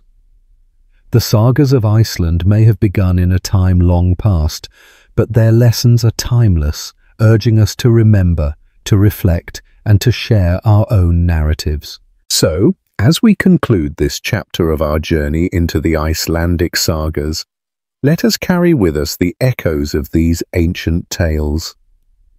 Let them inspire us to weave our own stories, to confront our myths, and to celebrate the intricacies of memory and imagination. For in the end, whether fact or fiction, these narratives remind us that we are all part of a grand saga, each playing our role in the ongoing story of humanity. There exists a realm where the boundaries of reality blur, where the whispers of ancient texts collide with the relentless march of modern science. In this convergence, we find ourselves at a crossroads, a pivotal moment in the quest for understanding. Today, we delve deep into the essence of Chapter 26 and Modern Science Speaks, the final verdict. This chapter holds the promise of revelation, an invitation to challenge our preconceived notions and to embrace the profound discoveries that modern science has unearthed. As we embark on this journey, imagine a world not bound by the constraints of time or space, but one where the fabric of the universe is woven with the threads of knowledge and inquiry. Science, in its relentless pursuit of truth, has often found itself at odds with beliefs steeped in tradition. Yet, it is through the trials of evidence, experimentation, and unwavering curiosity that we inch closer to understanding the very nature of existence. Consider the early days of humankind, when the night sky was a canvas painted with mysteries. Ancient civilizations looked up and saw gods and omens in the stars. Now, we peer through telescopes, unraveling the secrets of galaxies and the cosmic ballet of celestial bodies. This transformation from myth to method marks a significant shift in our understanding of the universe. But what has modern science to say about the metaphysical questions that have haunted humanity for centuries? Amidst this backdrop, we find ourselves confronted with age-old queries. What is the nature of consciousness? Does a higher power govern our existence? Are we mere accidents of evolution, or is there a design to our being? As we peel back the layers of scientific discovery, we uncover insights that challenge the very essence of these questions. The narrative of creation is no longer confined to religious texts. It is being rewritten by physicists, biologists, and cosmologists with each groundbreaking discovery. Let us turn our gaze towards the enigmatic phenomenon of consciousness, a subject that has baffled thinkers from Aristotle to Descartes, and now to contemporary neuroscientists. What is consciousness really? Is it merely the byproduct of biochemical processes, or is it something more profound? Recent studies in neuroscience have begun to illuminate the intricacies of the human mind. With advanced imaging technologies, scientists can now observe the brain in action, revealing the complex interplay of neurons that give rise to thoughts, emotions, and self-awareness. Yet as we explore these neural pathways, we encounter a paradox. The more we understand the mechanics of the brain, the more elusive the essence of consciousness seems to become. It begs the question, if our thoughts are merely electrical impulses and chemical reactions, what then defines our humanity? The philosophical implications of this inquiry are vast and unsettling. Modern science urges us to reconsider the boundaries of our identity, challenging us to think differently about what it means to be alive. In tandem with this exploration of consciousness, we find ourselves facing the age-old debate regarding the existence of a higher power. Across cultures and epochs, humanity has sought to understand the divine, to attribute meaning to suffering and joy alike. Yet as we navigate the corridors of scientific discovery, we uncover a narrative that suggests a universe governed by laws rather than divine intervention. The Big Bang Theory, for instance, offers a compelling account of the universe's origin, tracing back to a singular moment of creation. This scientific framework poses profound questions about the role of a creator. Does the existence of a natural explanation for the universe diminish the possibility of a divine presence? Or does it invite us to redefine our understanding of the divine itself?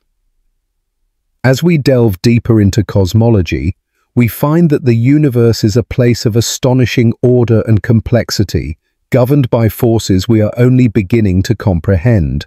It is here that we encounter the concept of fine-tuning, the idea that the universe's physical constants are precisely calibrated to allow for the emergence of life.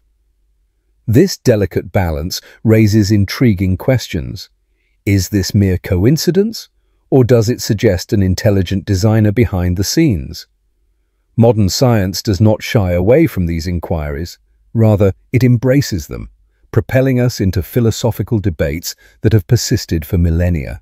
As we journey further into the realms of genetics and evolution, we are confronted with the breathtaking complexity of life itself. The discovery of DNA has not only unveiled the blueprint of biological existence, but has also rekindled discussions about the origins of life. The process of evolution, once viewed as a challenge to religious beliefs, has now become a cornerstone of biological understanding. Yet even within this framework, mysteries abound. What sparked the transition from simple molecules to complex organisms? How did consciousness arise from the primordial soup of the earth? In the face of these questions, modern science offers no definitive answers, but rather a path illuminated by inquiry and exploration. The dialogue between science and spirituality is not one of opposition, but of collaboration, a dance that invites us to ponder our place in the cosmos.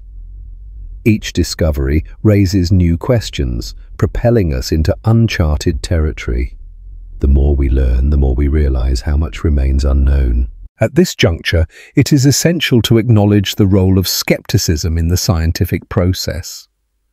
Doubt is not the enemy of discovery. It is the catalyst for innovation.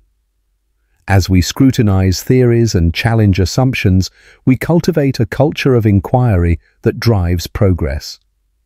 The scientific method, with its emphasis on observation, experimentation, and peer review, serves as our compass in this vast sea of knowledge. It encourages us to remain humble, to recognize that our understanding is always evolving, and that every answer leads to new questions. As we draw closer to the final verdict of this chapter, we find ourselves standing at the intersection of science and philosophy, grappling with the implications of our discoveries. The narrative of modern science is not merely a collection of facts and figures, it is a testament to our insatiable curiosity and our relentless quest for understanding. It invites us to embrace the unknown, to celebrate the beauty of inquiry, and to recognize the interconnectedness of all things. In this journey of exploration, we are reminded that the pursuit of knowledge is a shared endeavor. Each breakthrough, each revelation, is a collective triumph of humanity. As we navigate the complexities of existence, let us remain open to the wonders that lie ahead, for the story of modern science is far from over.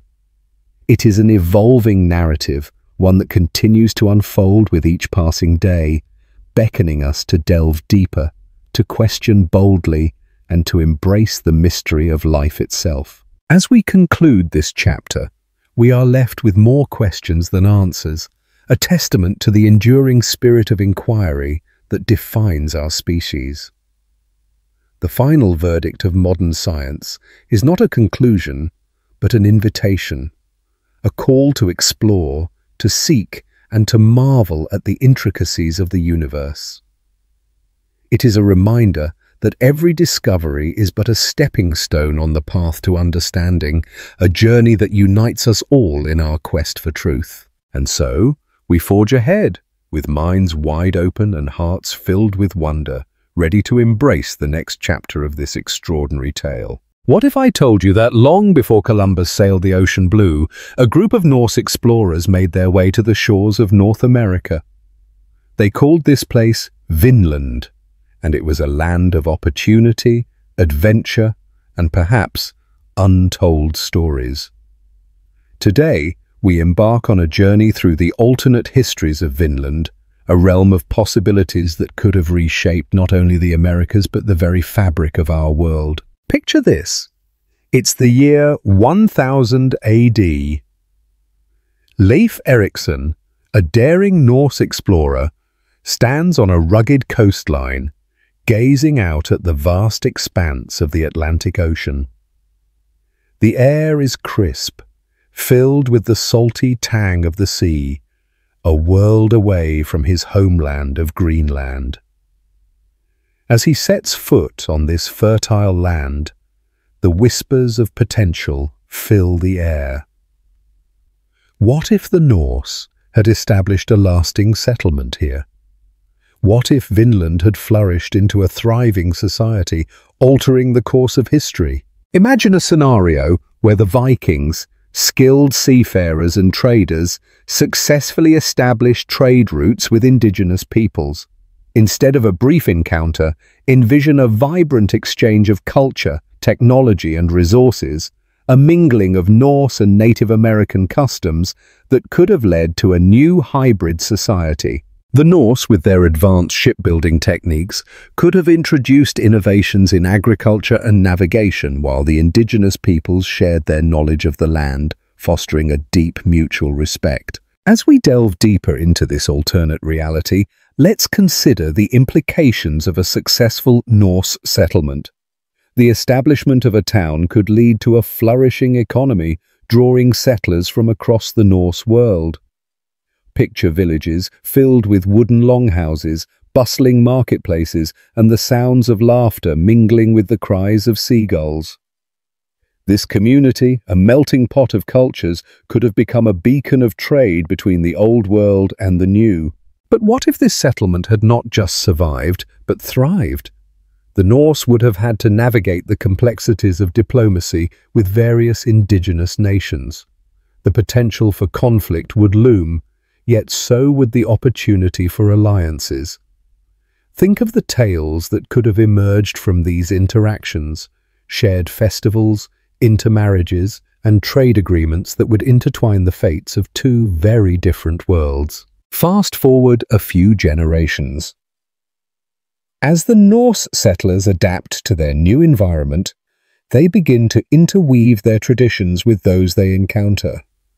The Great Hall is no longer just a place for feasting. It becomes a center for storytelling, where Norse sagas meet native legends. Perhaps the tales of Thor and Loki blend with the stories of the Great Spirit, creating a rich tapestry of mythology that reflects the combined heritage of the settlers and the indigenous peoples. Now consider the impact on European exploration. If Vinland had become a prominent settlement, the narrative of discovery would shift dramatically. Instead of Columbus being hailed as the first to discover America, it would be Leif Erikson who receives that title, altering the very essence of how the age of exploration unfolds. European powers, eager to stake their claims, might flock to this land, spurred not only by tales of riches, but by the established culture and community already thriving there. As we explore these alternate histories, we must also confront the uncomfortable realities that come with them. The introduction of Norse settlers could lead to the spread of diseases that decimate indigenous populations, just as happened with European colonization. The question lingers: could a more cooperative relationship have fostered a different outcome? A world where disease was contained and both indigenous societies and Norse settlers found ways to coexist peacefully? Let's take a moment to envision the future. What if, by the 15th century, Vinland had grown into a significant player on the world stage? Imagine the political landscape of the time, with Vinland as a formidable kingdom, perhaps even a rival to England and Spain. The presence of a strong Norse state in North America could have fundamentally altered colonial ambitions, leading to a scenario where European powers engage in diplomacy rather than outright conquest. Through the lens of this alternate history, we can also explore the cultural ramifications. The arts, music, and architecture emerging from a Norse Vinland society might blend the intricate carvings of Viking longships with the vibrant colors of Native American art. The culinary traditions could evolve into a unique fusion where smoked fish meets corn-based dishes, creating a new gastronomic heritage that reflects the convergence of two worlds. Yet, as we muse on the possibilities, we must remain grounded in the reality that such a world would still face challenges. Tensions could arise not only from external pressures, but also from within. As the Norse settlers adapt to their new home, divisions might emerge over cultural identity. Would they lean into their Viking heritage or embrace a new Vinland identity? The struggle between tradition and adaptation could shape the very fabric of this burgeoning society. As we navigate through these scenarios, let's not forget the role of technology and innovation. The Norse were known for their shipbuilding prowess, but what if they had also embraced indigenous agricultural practices?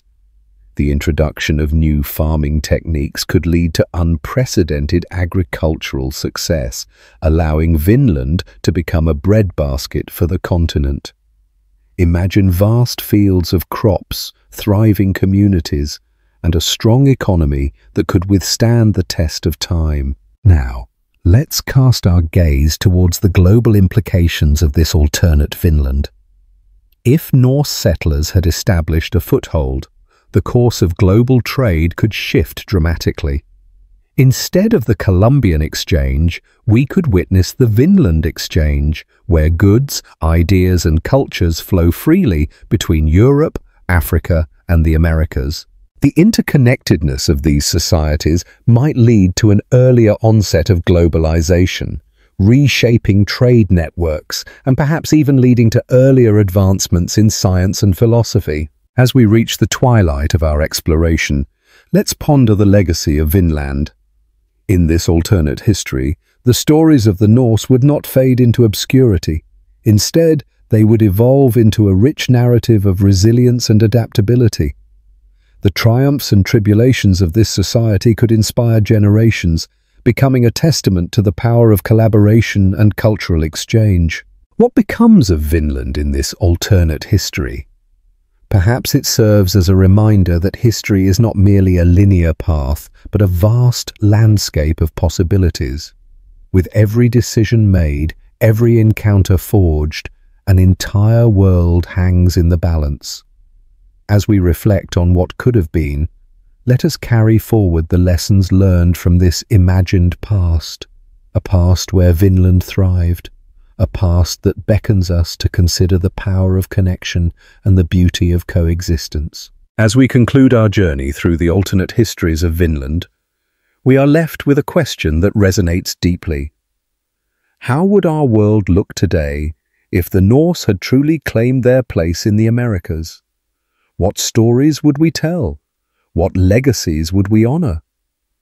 The echoes of Vinland remind us that history is alive, a malleable tapestry woven with threads of possibility, forever inviting us to dream of what might have been. Imagine walking into a grand museum, surrounded by masterpieces that have captured the essence of human creativity for centuries. Every brushstroke tells a story, and every sculpture evokes deep emotions. But what if I told you that not everything you see in that hallowed space is authentic? What if some of the pieces hanging on those walls are mere imitations, crafted to deceive even the most discerning eyes? This is the world of forgeries, an intricate dance between art, deception, and belief. For centuries, forgeries have been a part of the art world, often shrouded in layers of intrigue and mystery. What drives someone to create a forgery? The answer is complex. woven into the fabric of human psychology and societal values. At its core, the act of forgery touches on a profound question. What is the value of belief? When we gaze upon a piece of art, we invest it with layers of meaning, history, and emotion. But what happens when that belief is based on a lie? Let's embark on a journey that explores the power of belief through the lens of art forgeries. The story begins with one of the most notorious forgers in history, Elmir Dohori. Born in Hungary in 1906, Dohori was a master of deception. He created forgeries of famous artists like Picasso and Matisse, selling them for hundreds of thousands of dollars, all while living a glamorous life filled with art and intrigue. Dohori's forgeries were so convincing that they fooled collectors, critics, and even prominent museum curators. But how did he do it? And more importantly, why did people buy them? To understand the allure of Dohori's forgeries, we must delve into the psychology of belief. When someone purchases a piece of art, they are not merely buying a canvas or a sculpture. They are acquiring a story, an experience. The perceived value of art is often tied to its authenticity. When a collector believes they own a genuine Picasso, the emotional weight of that belief can be overwhelming. It connects them to a legacy of creativity and genius. But when the truth comes to light, when they discover that what they thought was a masterpiece is, in fact, a forgery, their world can shatter. The power of belief can be a double-edged sword, capable of elevating our experiences, but also leading us into profound disillusionment. One of the fascinating aspects of forgeries is how they force us to confront the very nature of authenticity itself. What does it mean for something to be real? In the art world, authenticity is often defined by provenance, the documented history of an artwork's ownership. A piece with a clear, traceable history carries more weight than one with an ambiguous background. But what happens when the forgery is so well crafted that it creates its own provenance? This was the case with Dohori, who not only painted forgeries, but also fabricated elaborate backstories for them, complete with fake letters and documents. The belief in the authenticity of his works was bolstered by the narratives he built around them. This leads us to another captivating figure in the realm of forgeries, Hans van Meegeren. A Dutch painter and forger, Van Meegeren became infamous for his forgeries of Vermeer's works during the 1930s and 1940s. His most famous piece, Christ and the Disciples at Emmaus, was sold to a prominent museum as an authentic Vermeer, earning him a fortune and a place in art history. But Van Meegeren's story is more than just one of deception. It also highlights the complexities of national identity and belief. During World War II, Van Meegeren's forgeries took on an added dimension. He sold one of his forgeries to a Nazi official, a move that many viewed as treasonous. In his defense, Van Meegeren claimed that he was not merely a forger but a patriot, using his forgeries to undermine the Nazi regime. This twist complicates our understanding of belief. Was he a villain, deceiving the art world for profit, or a hero, using his talent to resist oppression? The answer lies in the eye of the beholder, shaped by our beliefs about art, authenticity, and morality. The impact of forgeries extends beyond individual collectors and artists. It ripples through the entire art community. When a forgery is discovered, it doesn't just tarnish the reputation of the forger, it casts doubt on the work of genuine artists. Museums must grapple with the consequences of misplaced trust, and collectors find themselves questioning the very foundations of their collections. Each forgery exposes vulnerabilities in the systems we rely on to validate and appreciate art. As we consider the broader implications of forgeries, it's essential to reflect on the role of technology in this evolving narrative. In our digital age, the line between authenticity and imitation has blurred even further. With the advent of advanced printing techniques and artificial intelligence, creating convincing forgeries has never been easier. The art world is now faced with a new challenge. How can we safeguard against deception in a landscape where belief can be manipulated at the click of a button? Yet amidst the shadows of deception, there is also light. Forgeries have sparked conversations about the nature of art and its value. They challenge us to think critically about what we believe and why. In some cases, forgeries have even led to the rediscovery of lost techniques or styles, pushing the boundaries of creativity. When we confront forgeries, we engage in a dialogue about art that is rich and multifaceted, revealing the depths of our beliefs and the complexities of human experience. In the end, the story of forgeries is not solely about deception, but rather about the power of belief itself. We invest art with meaning, history, and emotion, and in doing so, we shape our understanding of the world around us. The allure of a masterpiece, whether genuine or forged, lies in our desire to connect with something greater than ourselves. It is a testament to our capacity for imagination, our need for beauty, and our relentless pursuit of truth. As we draw our journey through the world of forgeries to a close, let us remember that the line between authentic and artificial is not always clear. Each piece tells a story, a reflection of our beliefs and desires. Whether we are gazing at a genuine masterpiece or contemplating a well-crafted forgery, we are engaging in an age-old dance of perception and reality. And in that dance we discover not only the fragility of belief but also its remarkable power to shape our lives and the world we inhabit. Imagine holding a piece of parchment in your hands, a relic that has traversed centuries, carrying stories and secrets from bygone eras.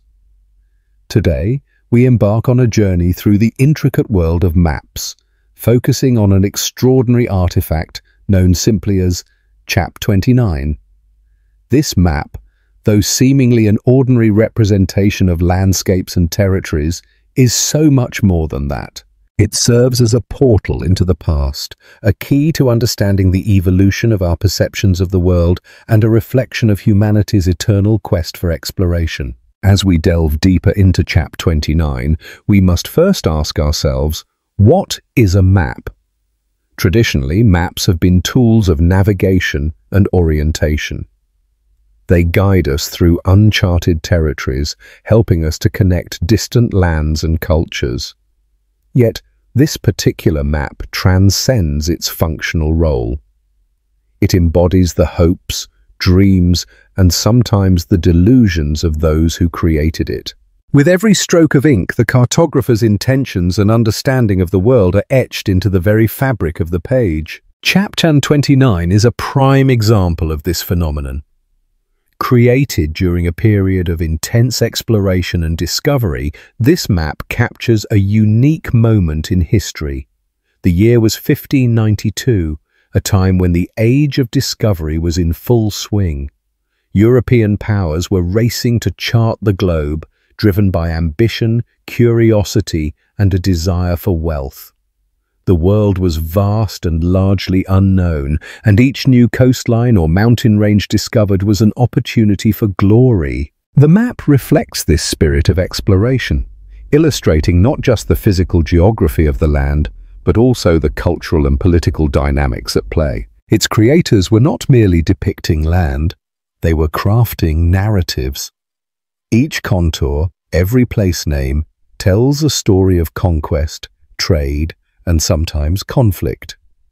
The seas depicted on Chap 29 are not just bodies of water. They are highways of commerce, routes laden with the hopes of adventurers and merchants alike. As we gaze upon this artifact, we see not only the landscape of the world as it was known then, but also the aspirations of those who dared to venture into the unknown. Yet, Chap 29 is not without its curiosities. It exhibits inaccuracies that provoke thought and wonder. For instance, some regions are exaggerated in size, while others are barely noted. These discrepancies raise a fascinating question. How did the limitations of knowledge and technology influence the creation of maps? The cartographers of the past were constrained by their experiences and the information that was available to them. They filled gaps with imagination, sometimes leading to fantastical creatures and mythical lands adorning the edges of their maps. As we examine these artistic flourishes, we recognize that they are not mere embellishments.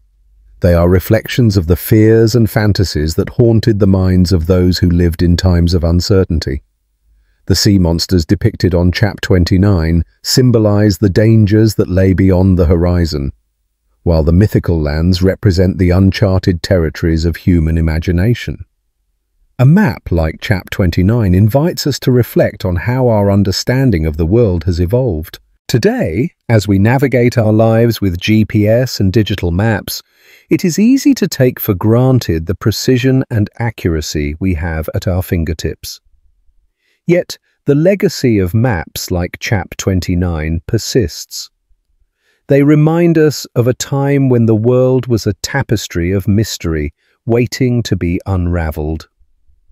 This artifact encourages us to appreciate the evolution of cartography as an art form, a science, and a means of storytelling.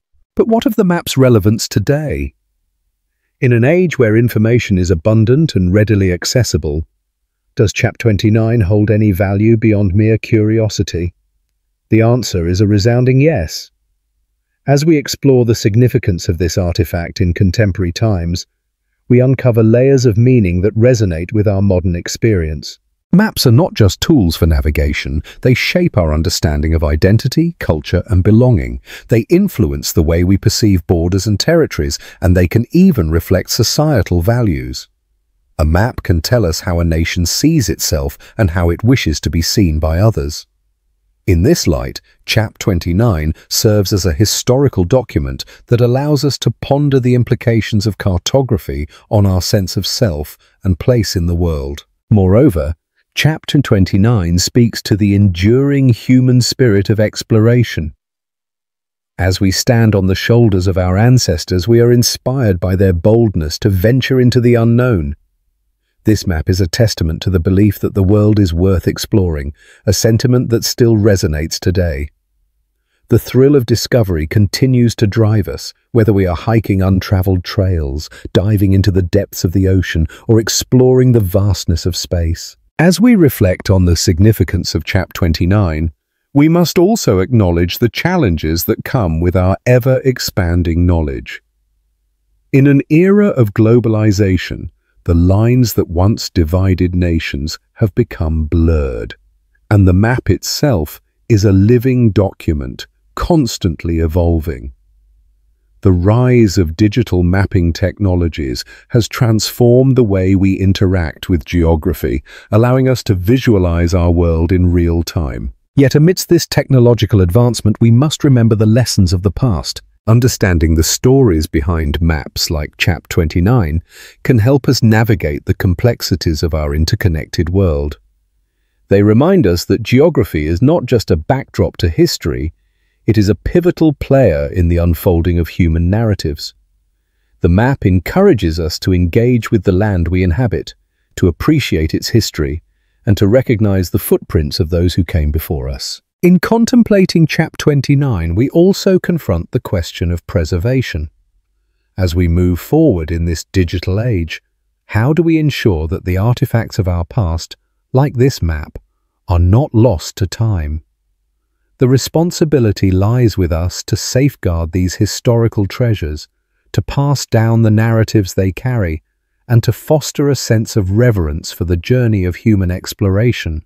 As we conclude our exploration of Chap 29, we are left with a profound appreciation for the art and science of mapping.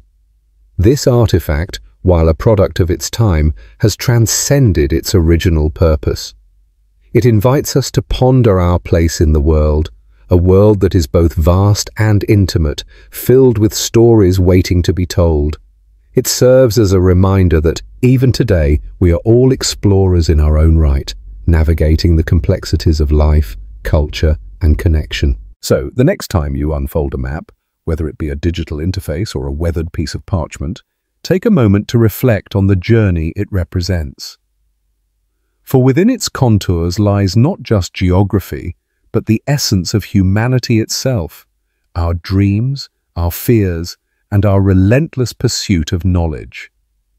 In the end, maps like Chap 29 are not merely artifacts or curiosities, They are mirrors reflecting the ever-evolving story of who we are and where we are headed. What does it mean to be a legend? Throughout history, certain figures and tales have become etched in time, capturing our imagination and embodying the spirit of adventure. Among these legends, few are as captivating as the Vikings, those fierce seafarers from the north whose tales of discovery and conquest reverberate through the ages.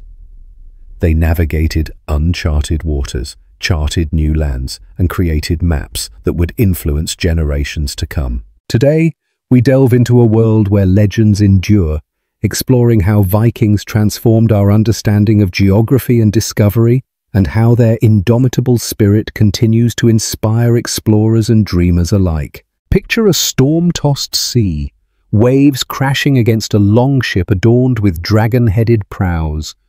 The air is thick with salt and anticipation as a crew of hardy Norsemen readies themselves to face the unknown. This was the Viking Age, a time when the horizon held the promise of new worlds.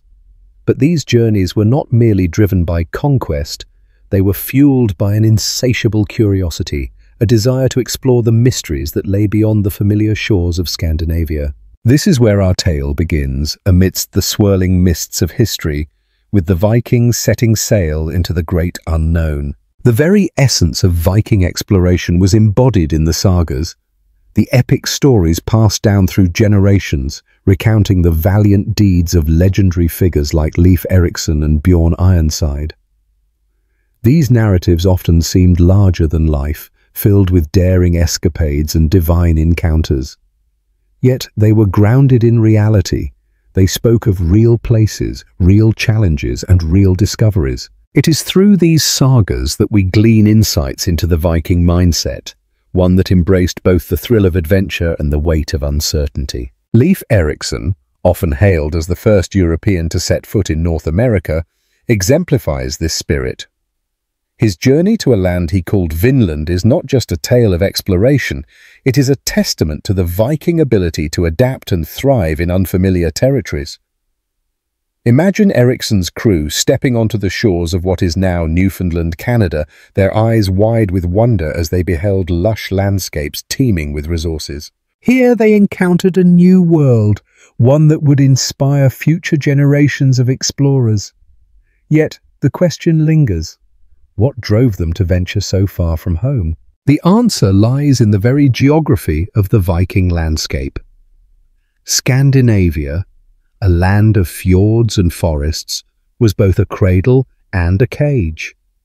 The harsh climate and limited resources compelled the Vikings to seek out new territories. They were not just warriors, they were traders, farmers, and explorers. The allure of fertile lands and abundant resources sparked a migration that would change the course of history. As they sailed across the North Atlantic, they created maps that would guide their journeys, mapping not just the physical world but also their aspirations and dreams. These early maps were rudimentary, often etched in the memories of sailors and passed down through oral tradition.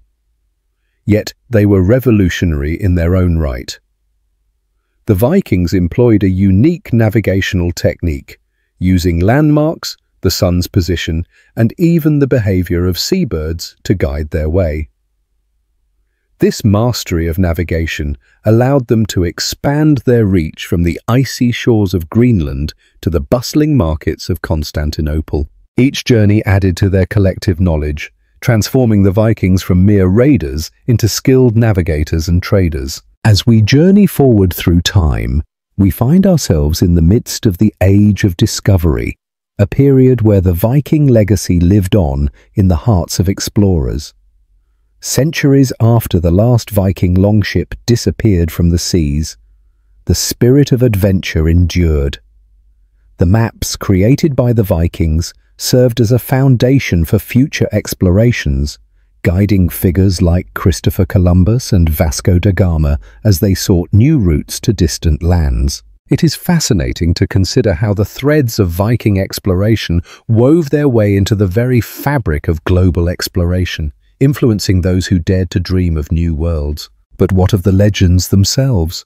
How did they persist through the ages, capturing the imaginations of those who came after? The answer lies in storytelling, the timeless art of weaving narratives that resonate with the human experience. The sagas of the Vikings became a source of inspiration, imbuing future explorers with a sense of purpose and daring. Even today, the tales of these seafaring Norsemen find themselves echoed in popular culture, from films to literature, reminding us of the power of adventure and the allure of the unknown. As we navigate through this legacy, we encounter the fascinating concept of the Viking mindset.